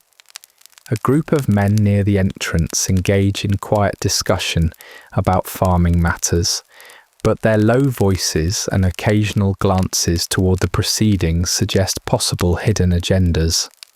Their conversation could be entirely innocent, focused on seasonal concerns and agricultural planning, but their positioning allows them to monitor who enters and leaves the meeting house. Information that could be valuable for coordinating activities related to ongoing investigations. The timing of their arrival, coinciding with evening proceedings, provides opportunity for gathering intelligence about current cases. This erosion of normal social trust represents one of the most damaging aspects of prolonged involvement in witch hunting activities. The analytical frameworks necessary for evaluating accusations gradually extend beyond their intended scope, creating a general atmosphere of suspicion that affects all social interactions. Colleagues, neighbours, and community members begin to seem potentially threatening simply because the mind has been trained to identify threats in ordinary behaviour. The server who brings water to the officials becomes subject to scrutiny that would have seemed absurd earlier in the day. Her efficiency in navigating the crowded room suggests familiarity with the space that could indicate previous involvement in similar proceedings. Her ability to approach closely without causing disruption demonstrates skills that could be useful for gathering information or influencing deliberations. These observations arise automatically, without conscious decision to analyze her activities. Environmental factors contribute to the heightened state of alertness that generates suspicious interpretations of normal behavior. Poor lighting creates shadows that obscure facial expressions and body language, forcing the mind to fill in missing information with assumptions that may not be accurate. Acoustic conditions make it difficult to hear conversations clearly, leading to speculation about the content and purpose of discussions that cannot be fully understood.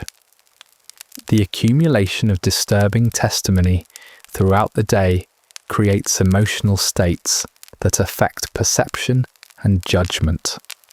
Stories of supernatural interference, malevolent activities, and community betrayal establish mental frameworks that emphasize threat detection and suspicious interpretation. The mind, primed to identify signs of supernatural corruption, begins to perceive such signs in increasingly routine circumstances. Temperature variations within the meeting house create physical discomfort that affects mental state and emotional regulation. Cold conditions increase stress hormones that heighten alertness and threat perception.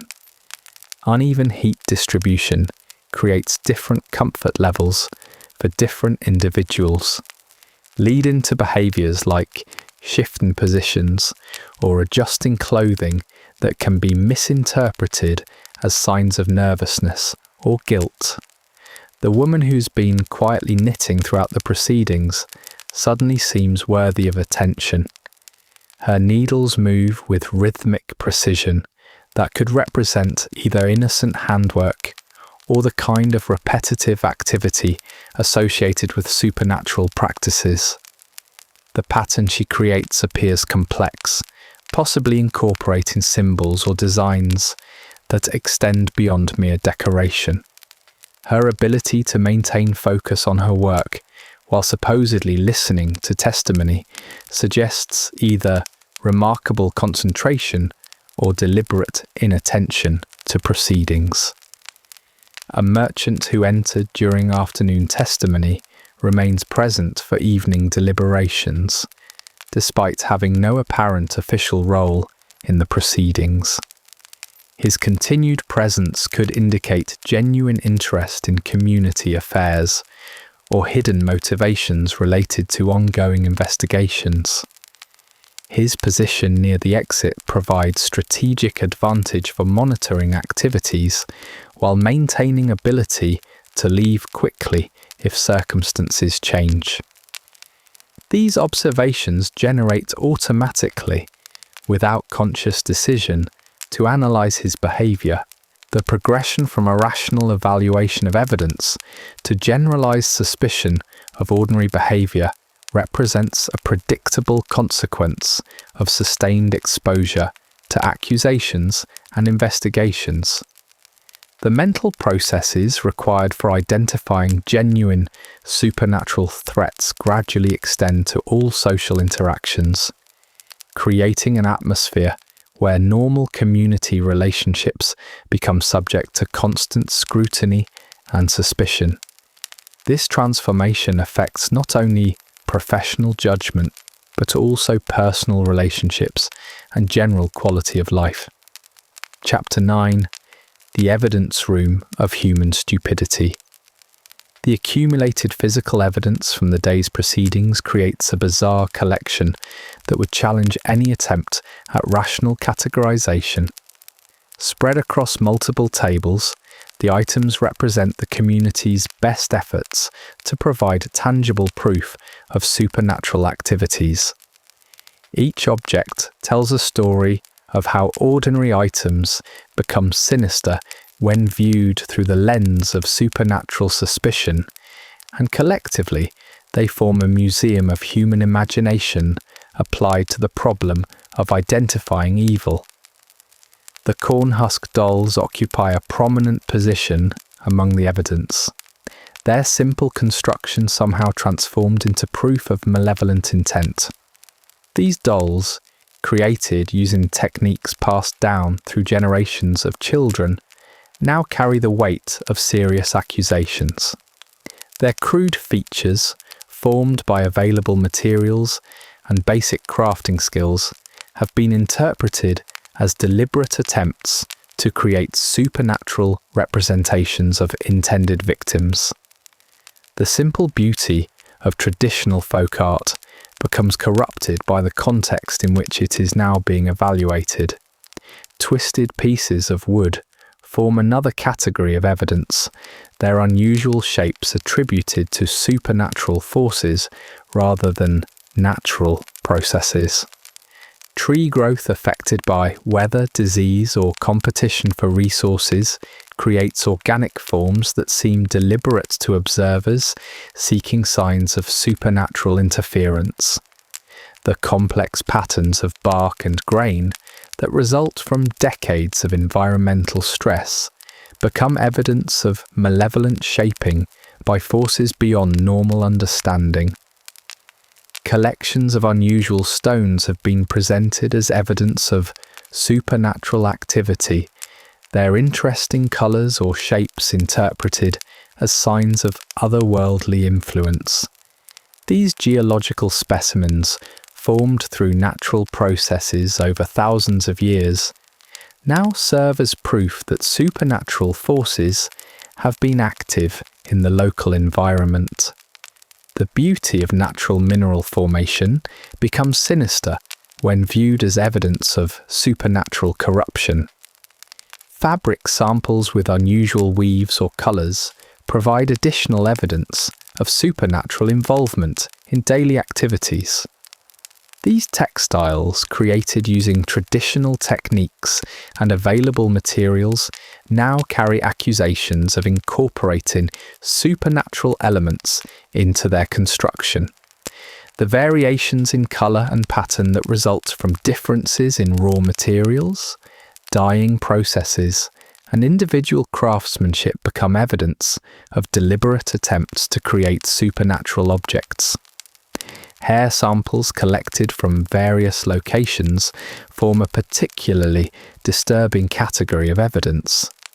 These specimens, gathered from combs, pillows, and other personal items, are presented as proof that supernatural practitioners have been collecting materials for use in malevolent activities.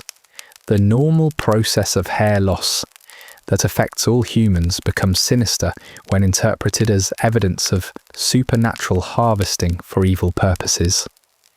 Metal objects, showing unusual wear patterns or discoloration, provide evidence of supernatural corruption of everyday tools and implements. The natural oxidation processes that affect all metal surfaces become proof of supernatural influence when observed by individuals seeking signs of otherworldly activity. The patina that develops on copper and iron through normal environmental exposure transforms into evidence of supernatural contamination. Pottery fragments with unusual glazes or firing patterns serve as evidence of supernatural involvement in ceramic production. These sherds, representing the normal variations that occur in traditional pottery making, now carry accusations of deliberate supernatural enhancement. The beautiful accidents that create unique colours and textures in handmade ceramics become sinister when interpreted as evidence of supernatural assistance. Food items preserved in unusual ways provide evidence of supernatural intervention in normal preservation processes. Dried fruits, salted meats, and other preserved foods that show unexpected longevity or appearance changes become proof of supernatural enhancement. The natural variations that occur in traditional food preservation techniques transform into evidence of otherworldly involvement in daily sustenance. Written materials with unusual penmanship or content form another category of evidence.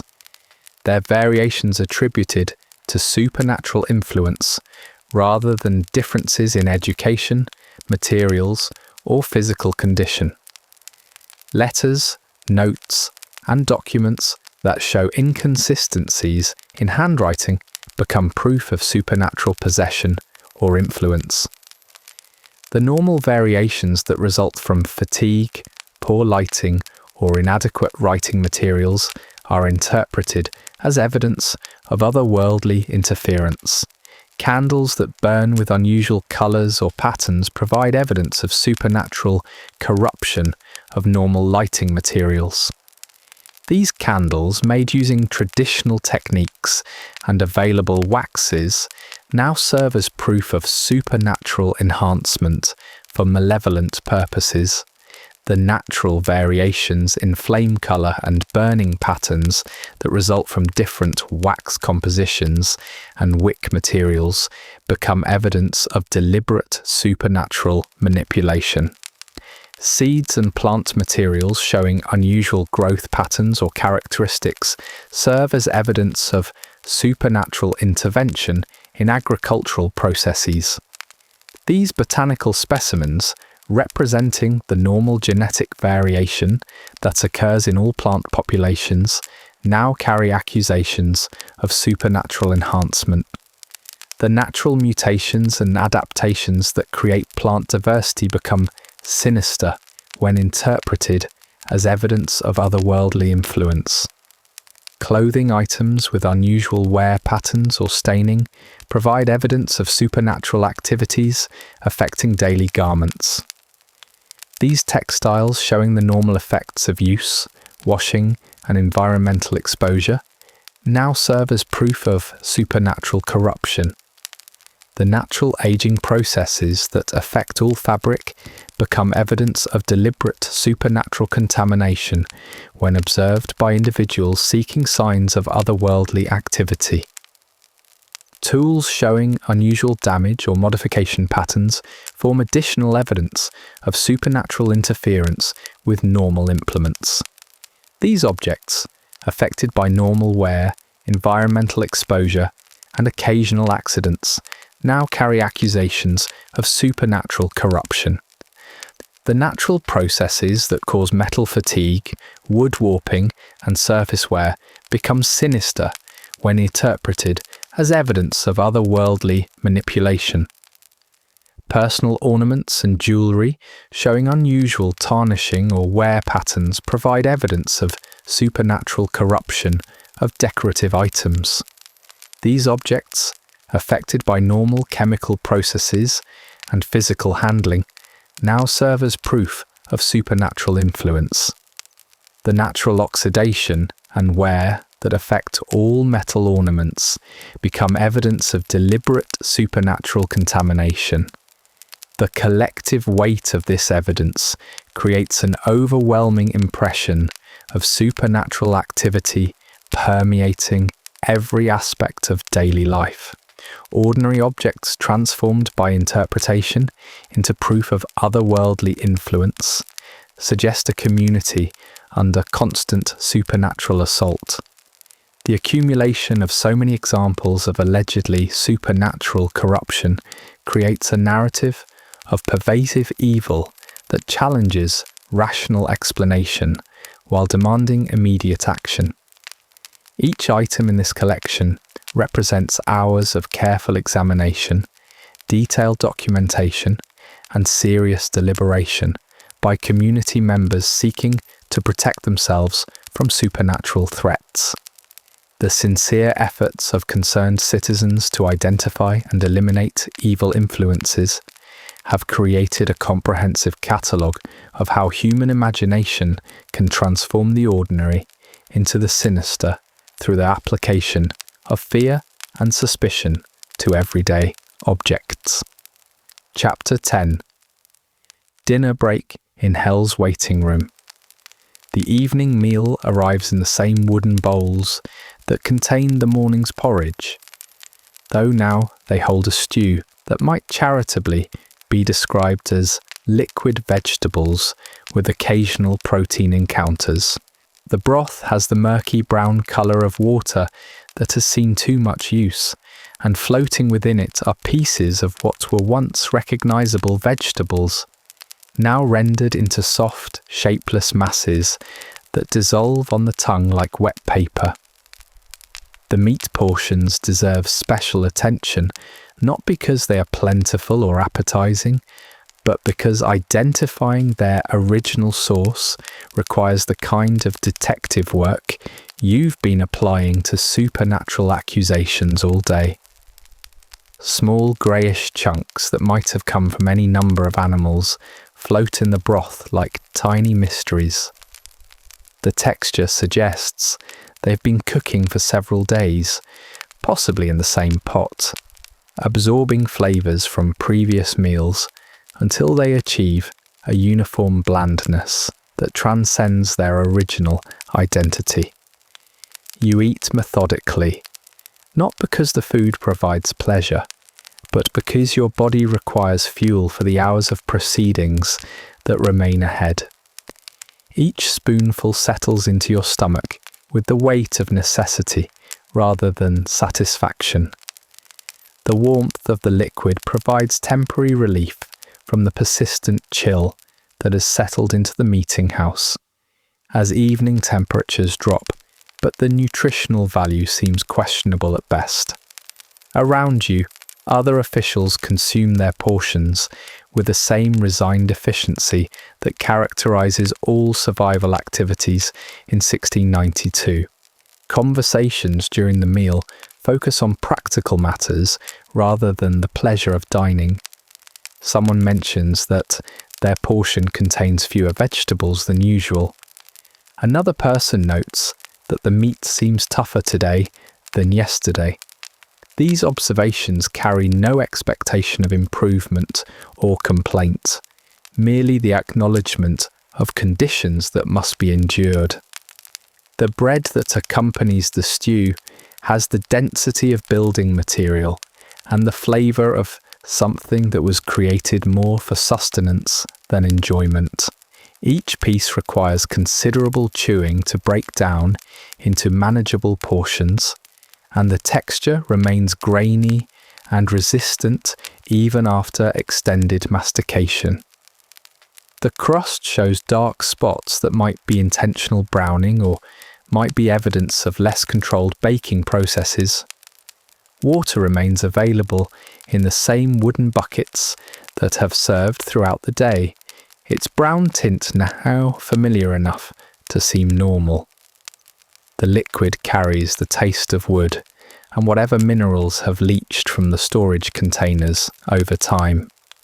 Each drink requires a conscious decision to ignore the subtle flavours that would be concerning in a modern context but represent the normal characteristics of available water sources.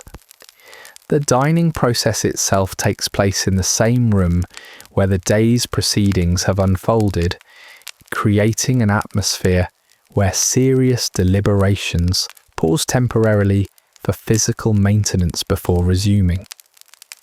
The gravity of the afternoon's testimony lingers in the air, making it difficult to treat the meal as a genuine break from the psychological pressure of the work. Even during this brief respite, the responsibility for making life or death decisions remains present in the background. Physical discomfort continues during the meal, despite the opportunity to shift positions and adjust seating arrangements. The wooden benches provide no improvement in comfort when used for dining rather than deliberation. Backs that have ached throughout the day continue to protest against the sustained sitting required for consuming the evening meal.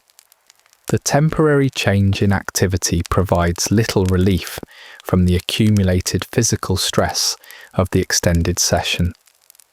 The lighting conditions during dinner rely entirely on candles and oil lamps, creating a dim atmosphere that makes it difficult to examine food thoroughly before consumption.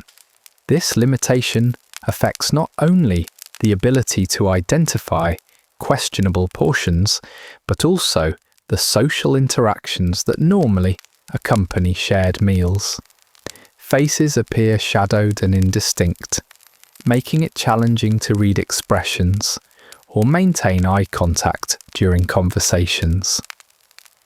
Someone mentions that tomorrow's session will likely involve additional cases that have been accumulating while today's proceedings continue. This reminder that the current day represents only one installment in an ongoing series of similar sessions adds to the psychological burden that affects even routine activities like eating. The knowledge that tomorrow will bring identical challenges creates a sense of endless repetition that drains enthusiasm for simple pleasures. The temperature variations that have affected the day's proceedings continue during the meal, with those seated near the heating fire experiencing excessive warmth, while others in distant parts of the room must manage persistent cold.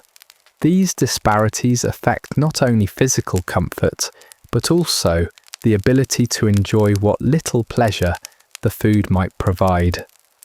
Hot soup becomes overwhelming for those already too warm, while remaining unappetizingly cool for those in colder areas. Conversation during the meal occasionally touches on the day's proceedings, despite general reluctance to discuss work during the brief respite. Someone mentions a particularly challenging piece of testimony that required extensive analysis. Another person notes the complexity of evaluating contradictory witness statements. These professional discussions intrude on what should be personal time, demonstrating how the demands of the work penetrate every aspect of daily experience. The utensils used for consuming the meal continue to present the same challenges encountered during breakfast. Wooden spoons with rough surfaces and inadequate shapes make it difficult to consume liquid efficiently. The implements require constant attention to prevent spillage, adding another layer of complexity to an activity that should provide relaxation and restoration. Simple tasks like eating become exercises in concentration and careful coordination. Physical symptoms of the day's stress become more noticeable during the meal as attention shifts from external demands to internal sensations. Headaches that developed during afternoon proceedings intensify in the dimmer lighting conditions. Muscle tension in the neck and shoulders becomes more apparent when not distracted by the intellectual demands of evaluating testimony. The temporary reduction in mental demands allows physical discomfort to claim greater attention. The social dynamics of the evening meal reflect the hierarchical structures that govern all aspects of the proceedings. Seating arrangements follow established patterns based on role and status within the judicial system. Conversations flow according to social protocols that determine who speaks first and who responds to different topics. Even this brief personal time remains structured by the formal relationships that define professional interactions. Someone coughs persistently throughout the meal, the sound echoing in the enclosed space and creating distraction for others trying to eat. The acoustic properties of the meeting house amplify individual sounds, making it impossible to ignore the physical symptoms that others are experiencing. This reminder of shared physical discomfort reinforces the collective nature of the challenges being faced by everyone involved in the proceedings. The meal concludes with the understanding that evening sessions will resume shortly, bringing additional cases that require the same level of detailed analysis and careful deliberation that characterized the day's earlier proceedings. The brief respite provided by eating serves more as a necessary pause for physical maintenance than as genuine relief from the psychological pressure of the work. The transition back to official duties feels inevitable and immediate, despite the temporary interruption. Chapter 11. the evening shift of moral destruction. As the meal concludes and evening proceedings prepare to resume, a profound weariness settles over the entire assembly that goes beyond simple physical fatigue. The accumulated weight of the day's decisions begins to manifest as a deeper exhaustion that affects not just the body, but the fundamental processes of moral reasoning and ethical judgment. Hours of deliberating life or death questions based on questionable evidence have created a state of mental erosion that challenges the very foundations of rational decision-making. The first case of the evening session involves accusations against an elderly woman whose primary crime appears to be living alone and maintaining a garden that produces vegetables slightly larger than her neighbours. The testimony against her follows familiar patterns: suspicious behaviour, unusual success with crops, and the kind of social isolation that breeds community suspicion. But after hours of similar cases, the routine nature of the accusations creates a numbing effect that makes it difficult to approach each situation with the fresh perspective it deserves. Witness testimony begins with detailed observations of the woman's daily routines, presented as evidence of supernatural activity. Her habit of rising before dawn to tend her garden becomes proof of unusual energy levels that suggest supernatural enhancement. Her ability to predict weather changes based on years of agricultural experience transforms into evidence of supernatural knowledge. The efficiency with which she manages household tasks without assistance indicates either remarkable competence or otherworldly aid, and the current interpretive framework favours the latter explanation. The mental processes required for evaluating this testimony operate with diminished effectiveness after hours of similar analysis. Pattern recognition systems that seemed sharp during morning proceedings now generate responses more slowly and with less confidence. The ability to distinguish between meaningful evidence and coincidental correlation becomes compromised when the analytical framework has been applied repeatedly to situations where correlation was consistently interpreted as causation. Physical evidence in this case includes vegetables from the woman's garden that show unusual size and quality compared to typical local produce. These specimens, arranged on the table for examination, represent either exceptional gardening skills or supernatural enhancement of agricultural processes. The framework for evaluation has been established through previous cases where unusual success was attributed to supernatural assistance rather than superior technique or favourable growing conditions.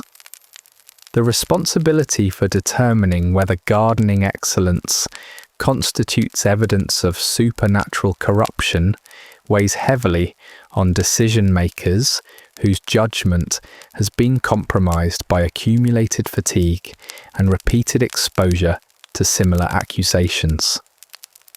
The ability to maintain objective evaluation becomes increasingly difficult when every case follows similar patterns and previous decisions have established precedents that favour supernatural explanations for exceptional performance. Temperature conditions within the meeting house continue to affect concentration and decision-making ability.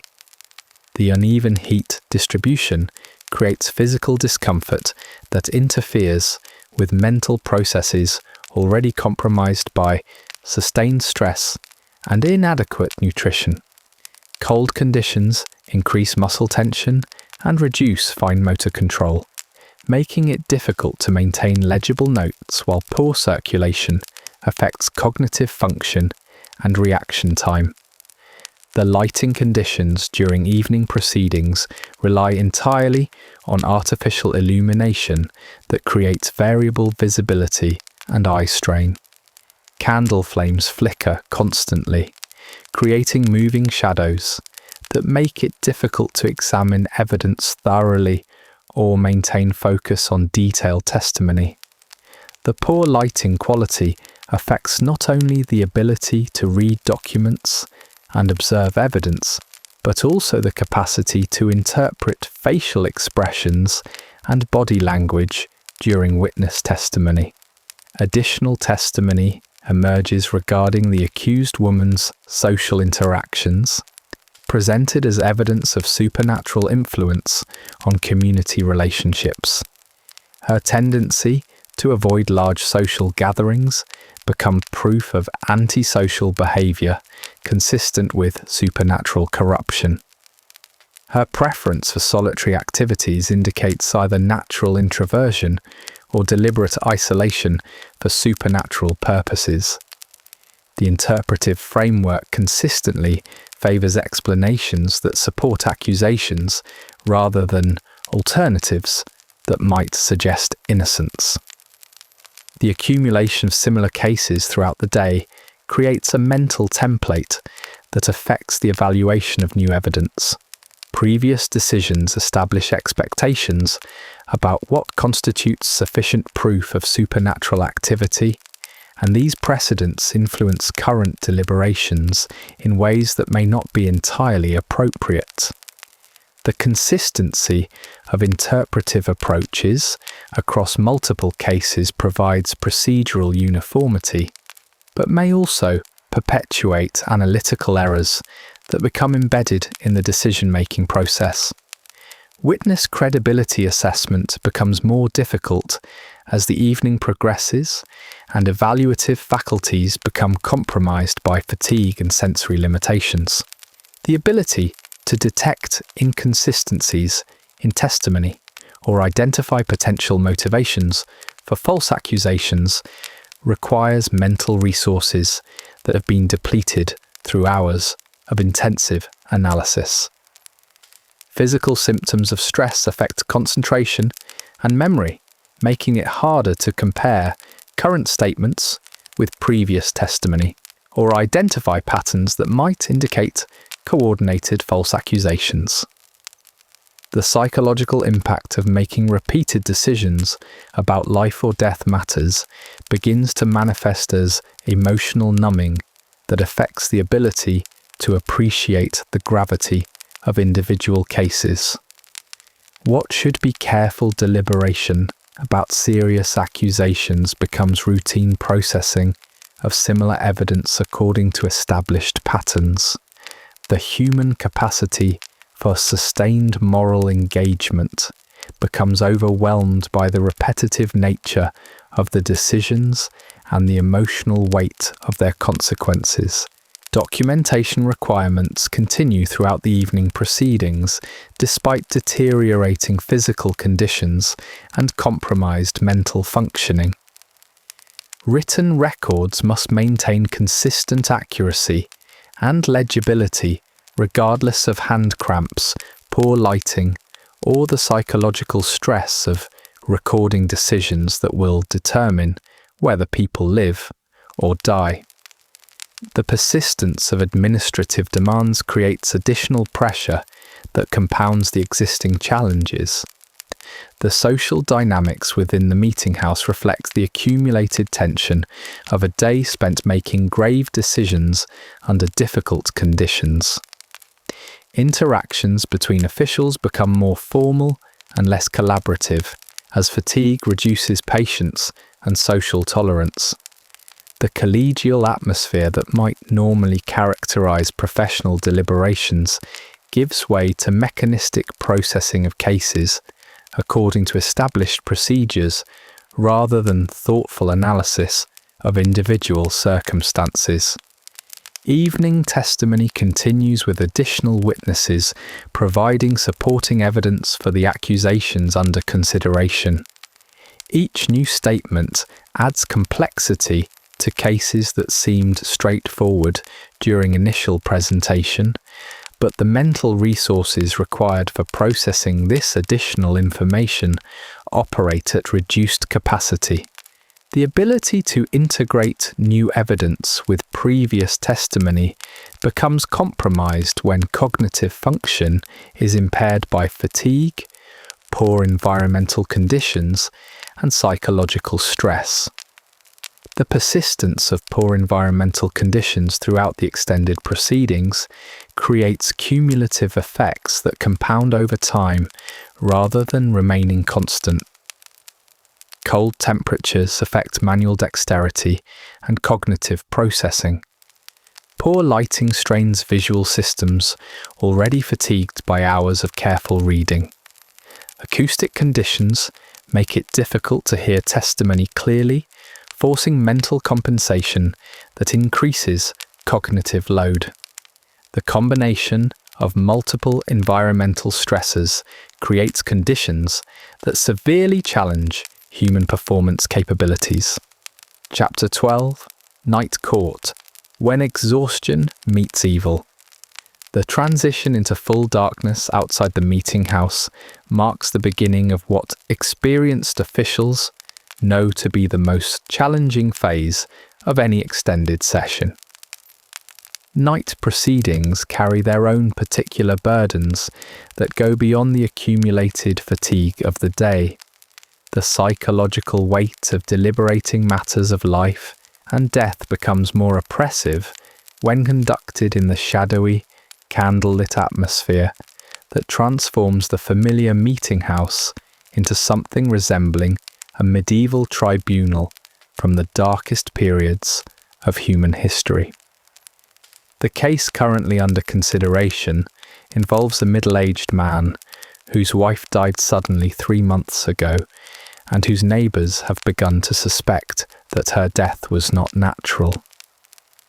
The testimony against him centres on observations of his behaviour following her death, interpreted through the lens of supernatural suspicion rather than normal grief responses.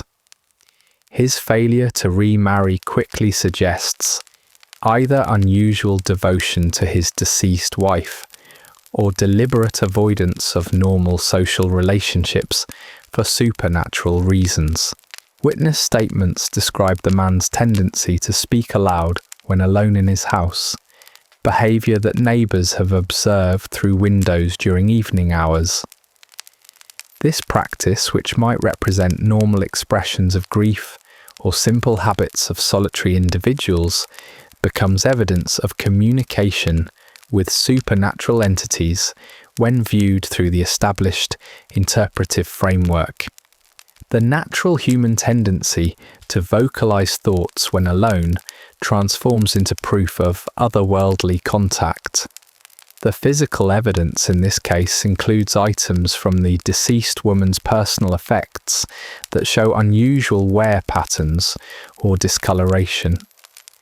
Clothing that displays the normal effects of extended use and environmental exposure becomes proof of supernatural interference with material objects. Jewellery that shows natural tarnishing from skin contact and atmospheric conditions transforms into evidence of supernatural corruption affecting personal ornaments. Medical testimony, such as it exists in 1692, describes the woman's final illness in terms that suggest either natural disease progression or supernatural intervention. The absence of clear understanding about disease processes creates interpretive space where supernatural explanations compete equally with natural causes. Symptoms that would be easily recognized as common illnesses in later centuries become ambiguous evidence that could support either natural or supernatural explanations for death. The evaluation of this testimony requires mental processes that have been severely compromised by the accumulated stresses of the extended session. Decision-making faculties that seemed adequate during morning proceedings now operate with reduced effectiveness, affecting the ability to weigh evidence objectively or maintain consistent standards of evaluation. The responsibility for determining whether grief behavior constitutes evidence of supernatural guilt creates psychological pressure that further impairs cognitive function. Candlelight provides the sole illumination for examining evidence and observing witness testimony during night proceedings.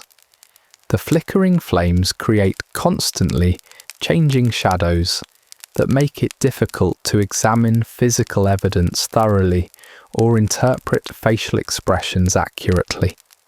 Documents become harder to read as eye strain accumulates from hours of inadequate lighting conditions. The visual fatigue affects not only immediate perception, but also the ability to recall details from earlier testimony when making comparative analyses. Temperature control becomes increasingly problematic as outdoor conditions change and the heating fire requires constant attention to maintain adequate warmth. The uneven heat distribution that created discomfort during earlier proceedings becomes more pronounced as the temperature differential between heated and unheated areas increases. Physical discomfort from cold conditions affects concentration and decision-making ability, while excessive heat near the fire creates different but equally problematic conditions for those positioned nearby. The acoustic environment during night proceedings presents additional challenges for maintaining focus and processing information effectively. Sound travels differently in the enclosed space when outside noises diminish with nightfall, creating an atmosphere where every small noise becomes more noticeable and potentially distracting. The heightened awareness of minor sounds affects concentration, while conversations and testimony seem unnaturally loud in the quiet environment. Additional witnesses provide testimony about the accused man's activities during the weeks following his wife's death, presented as evidence of supernatural involvement in her demise. His decision to continue farming activities without seeking assistance suggests either remarkable resilience or supernatural aid in managing physical demands. His ability to maintain household routines without female assistance indicates competence that exceeds normal expectations for men in this community, creating suspicion about the source of his capabilities. The interpretive framework applied to this evidence operates according to patterns established through previous cases, but the decision-maker's ability to apply these frameworks consistently becomes compromised by fatigue and environmental stress. Pattern recognition systems that functioned adequately during earlier proceedings now generate responses more slowly and with less confidence. The accumulated mental fatigue affects both the speed and accuracy of analytical processes required for thorough evaluation. Documentation of night proceedings requires maintaining written records under conditions that make legible handwriting increasingly difficult to achieve. Poor lighting affects the ability to see what is being written, while hand cramps from extended writing sessions reduce fine motor control. The combination of visual and physical limitations creates challenges for maintaining the detailed records required for these serious proceedings. But administrative standards cannot be compromised regardless of practical difficulties. The social dynamics during night sessions reflect the accumulated stress and fatigue that affect all participants in the proceedings.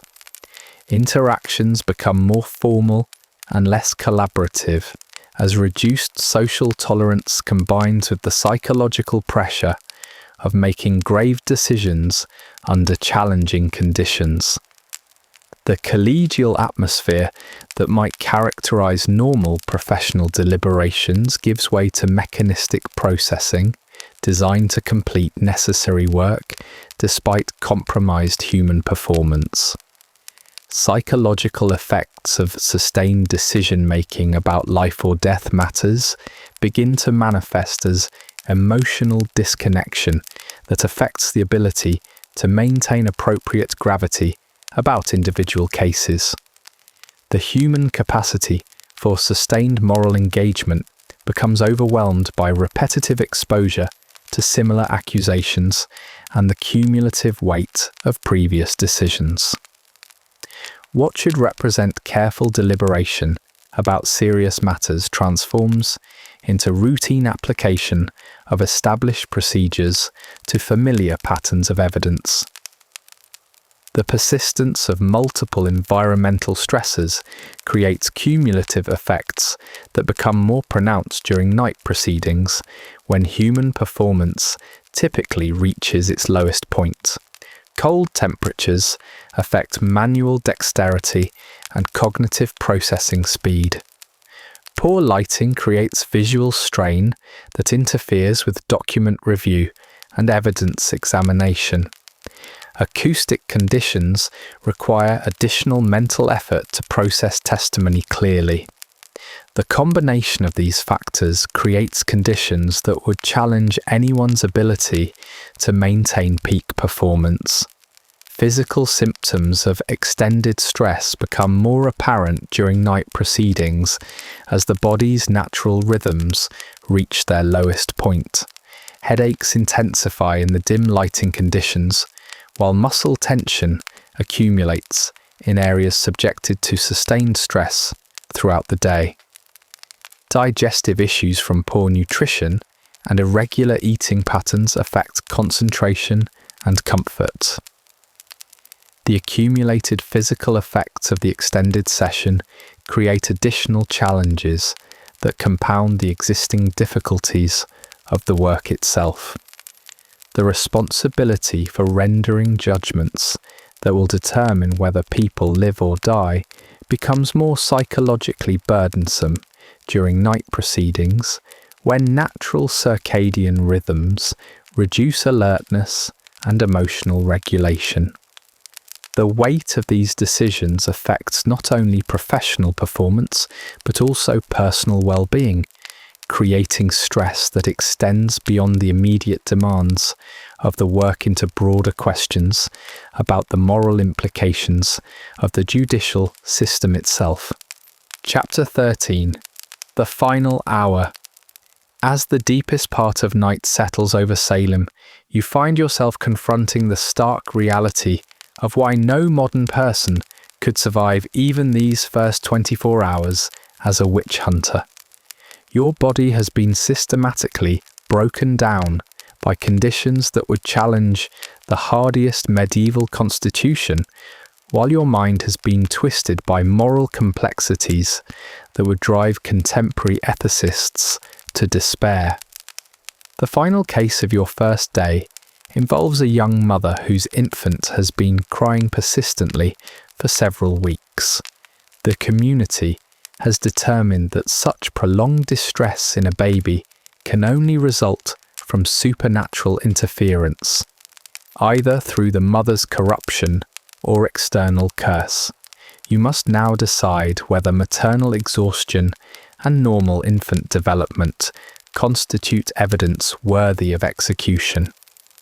Your hands shake as you attempt to write final notes, not from supernatural fear, but from the accumulated physical toll of a day spent in conditions that would violate every modern standard of workplace safety and human dignity. The rough wooden pen has worn blisters on your fingers that burst hours ago, leaving raw skin in contact with crude materials. Your back screams in protest against the wooden bench that has provided your only seating for nearly 18 hours of sustained deliberation. The candlelight that illuminates this final testimony flickers weakly, the wax pools nearly exhausted after burning throughout the extended session. In this dying light, you must examine baby clothes presented as evidence of supernatural marking, interpreting the normal stains and wear patterns of infant garments as potential proof of otherworldly influence. Your eyes, strained beyond endurance by hours of inadequate illumination, can barely focus on the details that supposedly distinguish supernatural corruption from the normal chaos of caring for a newborn. The young mother stands before you, swaying with exhaustion that mirrors your own.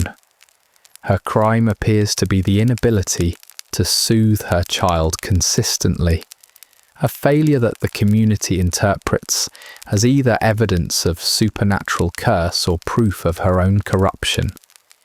In your compromised state, you must somehow distinguish between the normal challenges of early parenthood and supernatural malevolence, using criteria that would seem absurd to anyone with basic understanding of child development. Your stomach churns from the combination of poor nutrition and accumulated stress, reminding you that you have consumed nothing but questionable porridge and mystery stew over the course of this marathon session. The constant low-level nausea affects your concentration, while hunger pangs compete with moral anguish for your attention. Modern people accustomed to regular, nutritious meals would find their cognitive function severely impaired by such dietary deprivation. The testimony drags on with neighbours describing the infant's crying patterns as evidence of supernatural distress. Normal infant behaviour becomes sinister when interpreted through the lens of supernatural suspicion, while the mother's exhaustion and occasional frustration transform into proof of either supernatural corruption or inadequate maternal devotion.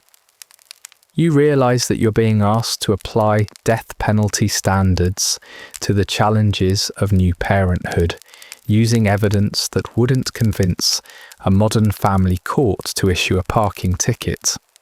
Your decision-making capacity, already compromised by nearly 20 hours of sustained stress, faces its ultimate test in determining whether this mother and child represent a supernatural threat requiring immediate action.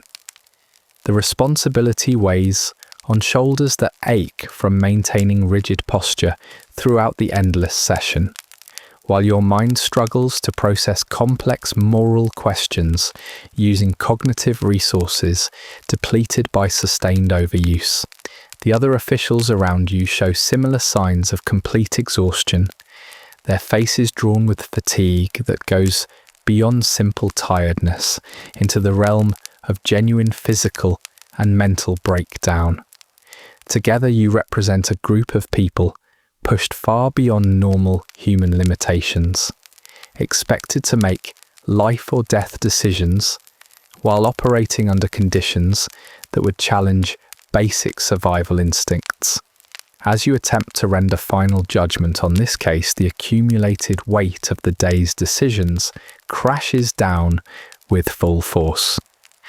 You have spent 24 hours determining whether normal human behaviour constitutes evidence of supernatural evil, using analytical frameworks that transform ordinary life into constant threat. The cornhusk dolls, the grooming cats, the successful gardens, the crying babies, all have been evaluated as potential evidence worthy of execution.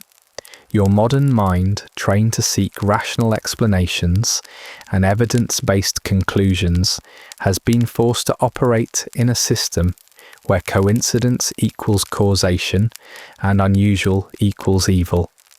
The psychological damage from a single day of such work would require extensive therapy to address, while the physical toll would take weeks of recovery under proper medical care. The candle finally gutters out completely, leaving you in darkness broken only by the dying embers of the heating fire. In this darkness, you must complete your final deliberations about whether a tired mother deserves to live, while your own exhausted body and mind provide clear evidence of why you wouldn't survive another day of such work. You have experienced why no modern person could last 24 hours as a witch hunter in Salem. Not because of supernatural threats or physical danger, but because the combination of impossible moral demands, devastating physical conditions, and complete absence of rational frameworks would destroy both body and soul long before any witch could be found. As the first grey light of dawn begins to filter through the windows, you realise that you have somehow survived your first day, but at a cost that would take years to recover from fully. Your hands can barely hold the pen.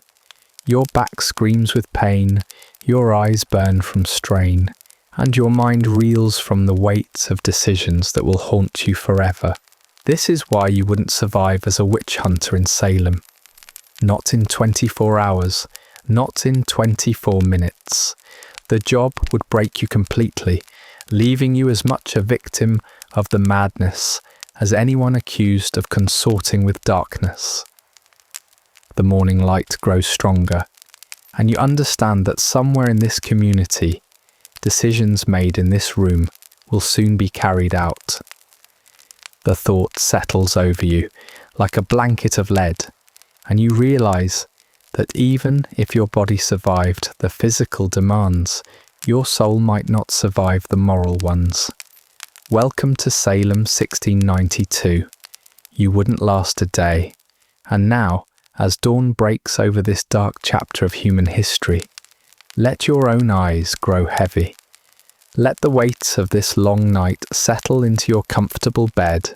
Feel the relief of knowing that these terrible decisions exist only in the past, and drift into peaceful sleep, grateful for the soft pillows beneath your head, the warm blankets around you, and the gentle darkness that brings not judgment but rest.